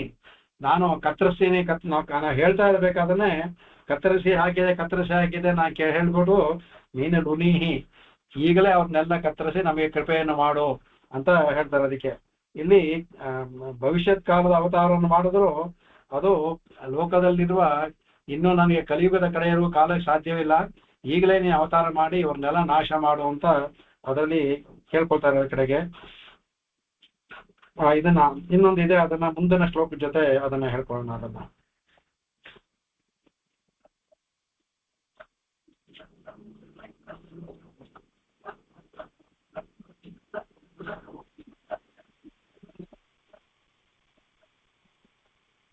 ಶಂಬಲ ಗ್ರಾಮ ಅಂತ ಒಂದು ಗ್ರಾಮ, ಇದು ಹಿಮಾಲಯ ತಪ್ಪದಲ್ಲಿ ಇದೆ ಅಂತಾರೆ. ಈಗಲೂ ಸಹ ಅದನ್ನ ಹುಡುಕ್ತಾ ಇದ್ದಾರೆ ಚೈನೀಸ್ ಅಂತ ಹೇಳ್ತಾರೆ. ಆ ಶಂಬಲ ಗ್ರಾಮದಲ್ಲಿ ವಿಷ್ಣು ಶರ್ಮಾ ಅಂತ, ವಿಷ್ಣು ಯಶಸ್ ಅಂತ ಹೇಳ್ತಾರೆ, ಅವನ ಮಗನಾಗಿ ಕಲ್ಕಿ ಅವತಾರ ಮಾಡ್ತಾನೆ. ಇನ್ನೂ ಸಮಯ ಇದೆ, ಈಗಲೇ ಅವತಾರ ಮಾಡೋದಿಲ್ಲ. ಯಾವಾಗ ತುಂಬಾ ಬೀಜ ಹಾಕಿದ್ರೆ ಭೂಮಿಯಲ್ಲಿ ಬರೋದೇ ಇಲ್ವಂತೆ, ಭೂಮಿ ಸತ್ವ ಎಲ್ಲ ಕಳ್ಕೊಂಬಿಡಿ. ಯಾಕಂದ್ರೆ ಜನರು ಧರ್ಮದಿಂದಿದ್ರ ಸತ್ವ ಇರುತ್ತೆ, ಭೂಮಿಗೆ ಸತ್ವ ಹೋಗಿ ಈಗ ಬೀಜ ಹಾಕಿದ್ರೆ ಹೇಗೆ ಮೊಳಕೆ ಬರುತ್ತೋ ಆ ಮೊಳಕೆ ಬರೋದು ನಿಂತೋಗುತ್ತಂತೆ. ವೇದವನ್ನು ಹೇಳೋರು ಯಾರು ಇಲ್ಲದೆ ಇರೋರು ಆಗ್ಬಿಡ್ತಾರೆ, ಯಾರೋ ಅಲ್ಪ ಕೆಲವರು ಎಲ್ಲ ಇರ್ತಾರೆ, ಯಾರು ವೇದವ್ರು ಹೇಳೋರೆಲ್ಲ ನಿಂತೋಗ್ಬಿಡ್ತಾರೆ. ಯಾವಾಗ ವೇದ ಹೋಯ್ತೋ, ವೇದವೇ ಭಗವಂತನ ಉಸಿರೇ ಧರ್ಮ, ಯಾವಾಗ ಧರ್ಮ ಹೋಯ್ತೋ ಎಲ್ಲವೂ ನಾಶವಾಗುತ್ತೆ. ಆ ಸಮಯದಲ್ಲಿ ಕಲ್ಕಿ ಅವತಾರ ಮಾಡಿ ಎಲ್ಲರನ್ನೂ ಒಬ್ಬರು ಬಿಡದೆ ಮಾಡ್ತಾನೆ. ಈಗ ನಮಗೆ ಅನ್ಸುತ್ತೆ ಇವ್ರನ್ನೆಲ್ಲ ನೋಡಿದ್ರೆ ಈ ಕಾಕ್ರೋಚ್ ಎಲ್ರನ್ನೂ ಕತ್ತರಿಸಾಕ್ಬೇಕು ಅಂತ. ಕಲ್ಕಿ ಈಗಲೇ ಬಂದು ಅವರ ಪರಾಶರ ಭಟ್ ಹೇಳ್ದ, ಈಗಲೇ ಬಂದು ಇಂಥವ್ರನ್ನೆಲ್ಲರೂ ಕತ್ತರಿಸಾಕಿದ ಅಂದ್ರೆ ಲೋಕೋದ್ಧಾರ ಆಗುತ್ತೆ, ಸ್ವಲ್ಪ ಧರ್ಮ ಆದ್ರೂ ಉಳಿಯುತ್ತೆ ಅದನ್ನ.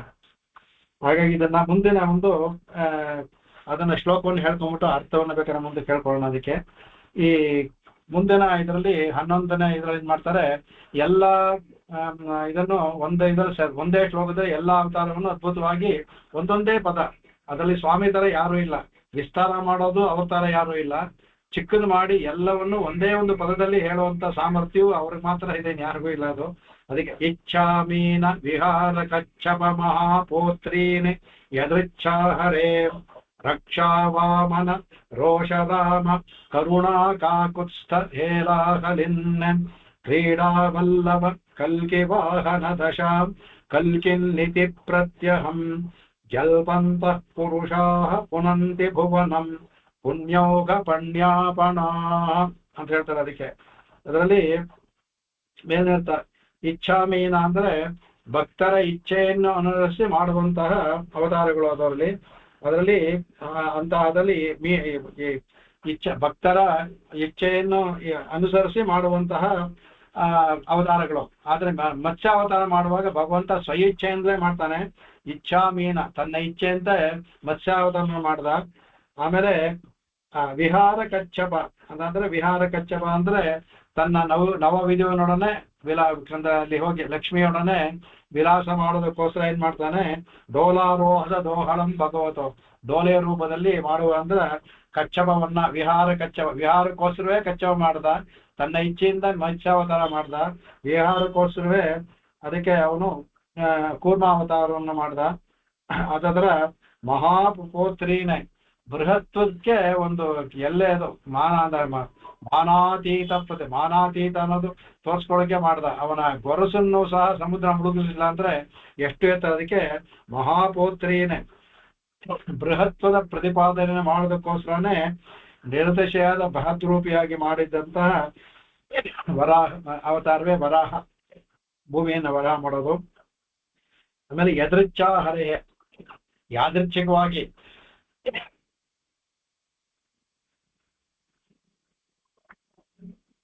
ಭಗವಂತ ಅವತಾರ ಮಾಡಬೇಕು ಅಂತ ಅಭಿಪ್ರಾಯ ಇರಲ್ಲ ಅವನಿಗೆ.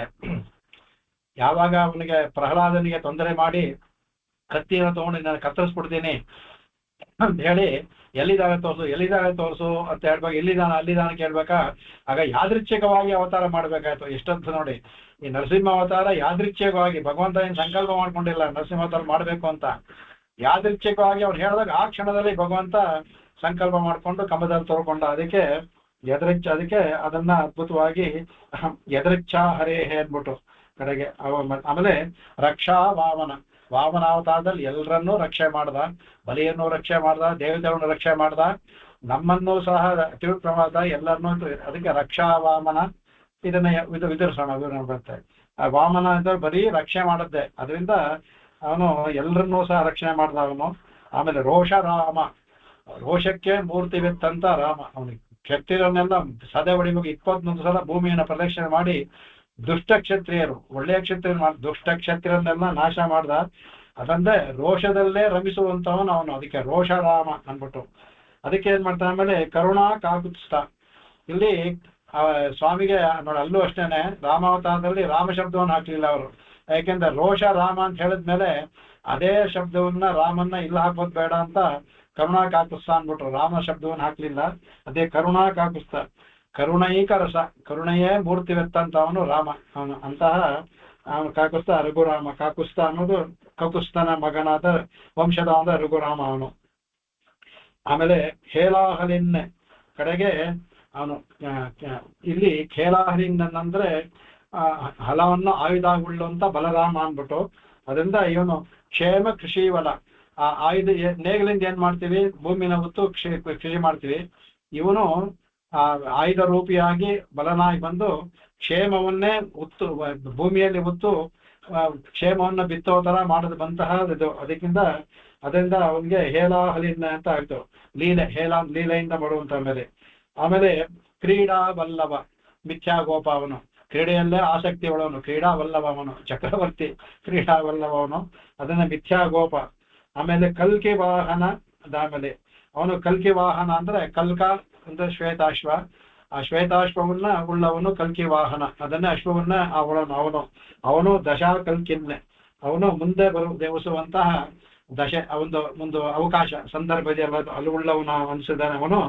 ಇವನು ಇತಿ ಎಲ್ಲವನ್ನೂ ಸಹ ಇದಿಷ್ಟಿದೆಲ್ಲ ಪ್ರತ್ಯಹಂ, ಪ್ರತಿ ಅಹಂ ಅಂದ್ರೆ ಪ್ರತಿದಿನವೂ ಅಂತ, ಪ್ರತ್ಯಹಂ ಅಂದ್ರೆ ಪ್ರತಿದಿನವೂ, ಪ್ರತ್ಯಹಂ ಜಲ್ಪಂತಹ. ಜಲ್ಪ ಅಂದ್ರೆ ಸುಮ್ಮನೆ ಹೇಳೋದು, ಯಾವುದೋ ಒಂದು ಯೋಚನೆ ಮಾಡದೆ ಹೇಳುವಂತ ಮಾತಿಗೆ ಜಲ್ಪ ಅಂತ. ವಿವೇಚನೆ ಮಾಡಿಕೊಂಡು ಯೋಚನೆ ಮಾಡಿ ಹೇಳೋದಲ್ಲ, ಸುಮ್ಮನೆ ಹೇಳುತ್ತೆ. ಕೆಲವರು ಮಾತಾಡೋ ಅರ್ಥವೇ ಇರಲ್ಲ, ಅದಕ್ಕೆ ಜಲ್ಪ ಅಂತ ಹೇಳೋದು. ಇಲ್ಲಿ ಏನು ಯಾಕೆ ಹೇಳ್ತಾರೆ ಅಂದ್ರೆ, ಆ ತರ ನಾವು ಯಾವುದೋ ಒಂದು ಅರ್ಥ ಸುಮ್ಮನೆ ಒಂದು ಹೇಳಿದ್ರು, ಜಲ್ಪ ತರ ಹೇಳಿದ್ರು, ನಮಗೆ ಯಾವ್ದಕ್ಕೆ ಅರ್ಥ ತಿಳ್ಕೊಂಡು ಏನಕ್ಕೆ ಅಂತ ಹೇಳಿದೇನೆ ಜಲ್ಪದ ರೂಪದಲ್ಲಿ ಸುಮ್ಮನೆ ಏನೋ ಒಂದು ಮಾತಾಡಬೇಕು ಅಂತ ಇದೆಯಲ್ಲ, ಆ ತರ ಹೇಳುವ ಪುರುಷ. ಹಾಗೆ ಹೇಳಿದ್ರು ಸಹ ಪುರುಷರು ಯಾವ ಅರ್ಥವನ್ನು ತಿಳ್ಕೊಂಡ್ರೆ ಸುಮ್ಮನೆ ಏನೋ ಹೇಳ್ಬೇಕು ಅಂತ ಹೇಳಿದ್ರು ಸಹ ಇಲ್ಲಿ ಪುರುಷರು ಅಂದ್ರೆ ಮನುಷ್ಯರು ಅಂತ ಹೋಗ್ಬೇಕು. ಆ ಮನುಷ್ಯರು ಏನ್ ಮಾಡ್ತಾರೆ, ಪುಣ್ಯೋಗ ಪುಣ್ಯಾಪಣಾಹ ಕಡೆಗೆ ಅವ್ರೇನ್ ಮಾಡ್ತಾರಂತೆ, ಎಷ್ಟು ಪುಣ್ಯವನ್ನ ಸಂಪಾದಿಸ್ತಾರೆ ಅಂದ್ರೆ ಕಡೆಗೆ ಅಂಗಡಿ ಇಟ್ಟು ಮಾರ್ತಾರಂತೆ. ಪುಣ್ಯ ಆಪಣಾಹ, ಪುಣ್ಯವನ್ನ ಪಣವಾಗಿಟ್ಟು ಆಪಣಾಹ, ಬೇಕಾ ಯಾರಿಗ ಪಾಪಗಳೆಲ್ಲ ಇರ್ತಾರಲ್ಲ, ಬನ್ನಿ ಪುಣ್ಯ ಬೇಕಾ ಅಂತ ಅಂಗಡಿಯನ್ನಿಟ್ಟು ಮಾರುವಷ್ಟು ಪುಣ್ಯ ಸಮೂಹನ ಪಡ್ಕೊಳ್ತಾರಂತೆ. ಅಂದ್ರೆ ಇವಾಗ ಭುವನಂ ಪುನಂತಿ, ಅವರು ಅಷ್ಟೇ ಅಲ್ಲ, ತಾವು ಪುಣ್ಯವನ್ನು ಮಾಡಿ ಲೋಕವನ್ನು ಸಹ ಪಾವನಗೊಳಿಸ್ತಾರೆ. ಭುವನಂ ಪುನಂತಿ, ಪಾವನಗೊಳಿಸ್ತಾರೆ ಅಂತ ಹೇಳ್ತಾರೆ. ಇದಕ್ಕೆ ಇದೊಂದು ಸ್ವಲ್ಪ ಹೇಳಿ ಮುಂದಿನ ಇದರಲ್ಲಿ ಇದು ಮುಂದಿನ ಶ್ಲೋಕದಲ್ಲಿ ಎಲ್ಲವನ್ನೂ ಸೇರಿಸಿ ಮಂಗಳ ಶ್ಲೋಕವನ್ನು ಮಾಡ್ತಾರೆ. ಇದು ಮಂಗಳ ಶ್ಲೋಕವನ್ನೆಲ್ಲ ಮಾಡಿ ಅದಕ್ಕೆ ಮುಂದೆ ಯಾವ ಸ್ತೋತ್ರವನ್ನು ಹೇಳಬೇಕು ಅಂತ ಅನುಭವಿಸೋಣ. ಅದಕ್ಕೆ ಕವಿತಾರ್ಕಿಕ ಸಿಂಹಾಯ ಕಲ್ಯಾಣ ಗುಣಶಾಲಿನೆ ಶ್ರೀಮತೆ ವೆಂಕಟೇಶಾಯ ವೇದಾಂತ ಗುರವೇ ನಮಃ. ವಾದಿದ್ವಿಪಶಿರೋ ಭಂಗ ಪಂಚಾನ ಪರಾಕ್ರಮ ಶ್ರೀಮಾನ್ ವೆಂಕಟನಾಥಾರ್ಯ ಚಿರಂ ವಿಜಯತಾಂ ಭುವಿ ಆಕಾಶಾತ್ ಪತಿತಂತೋಯಂ ಯಥಾ ಗಚ್ಚತಿ ಸಾಗರಂ ಸರ್ವದೇವ ನಮಸ್ಕಾರಃ ಕೇಶವಂ ಪ್ರತಿಗಚ್ಚತಿ ಕೇಶವಂ ಪ್ರತಿಗಚ್ಚತಿ ಕೇಶವಂ ಪ್ರತಿಗಚ್ಚತಿ. ಓಂ ಶಾಂತಿ ಶಾಂತಿ ಶಾಂತಿ. ಕಾಯೇನ ವಾಚಾ ಮನಸೇಂದ್ರಿಯೈರ್ವಾ ಬುದ್ಧ್ಯಾತ್ಮನಾ ವಾ ಪ್ರಕೃತೆ ಸ್ವಭಾವಾತ್ ಕರೋಮಿ ಯದ್ಯತ್ ಸಕಲಂ ಪರಸ್ಮೈ ನಾರಾಯಣಾಯೇತಿ ಸಮರ್ಪಯಾಮಿ. ಸೋಮವಾರ ನೋಡೋಣ. ಎಲ್ಲರಿಗೂ ನಮಸ್ಕಾರ. ನಮಸ್ಕಾರ. ನಮಸ್ಕಾರ. ಹಾ, ಚೆನ್ನಾಗಿದ್ದಾರೆ.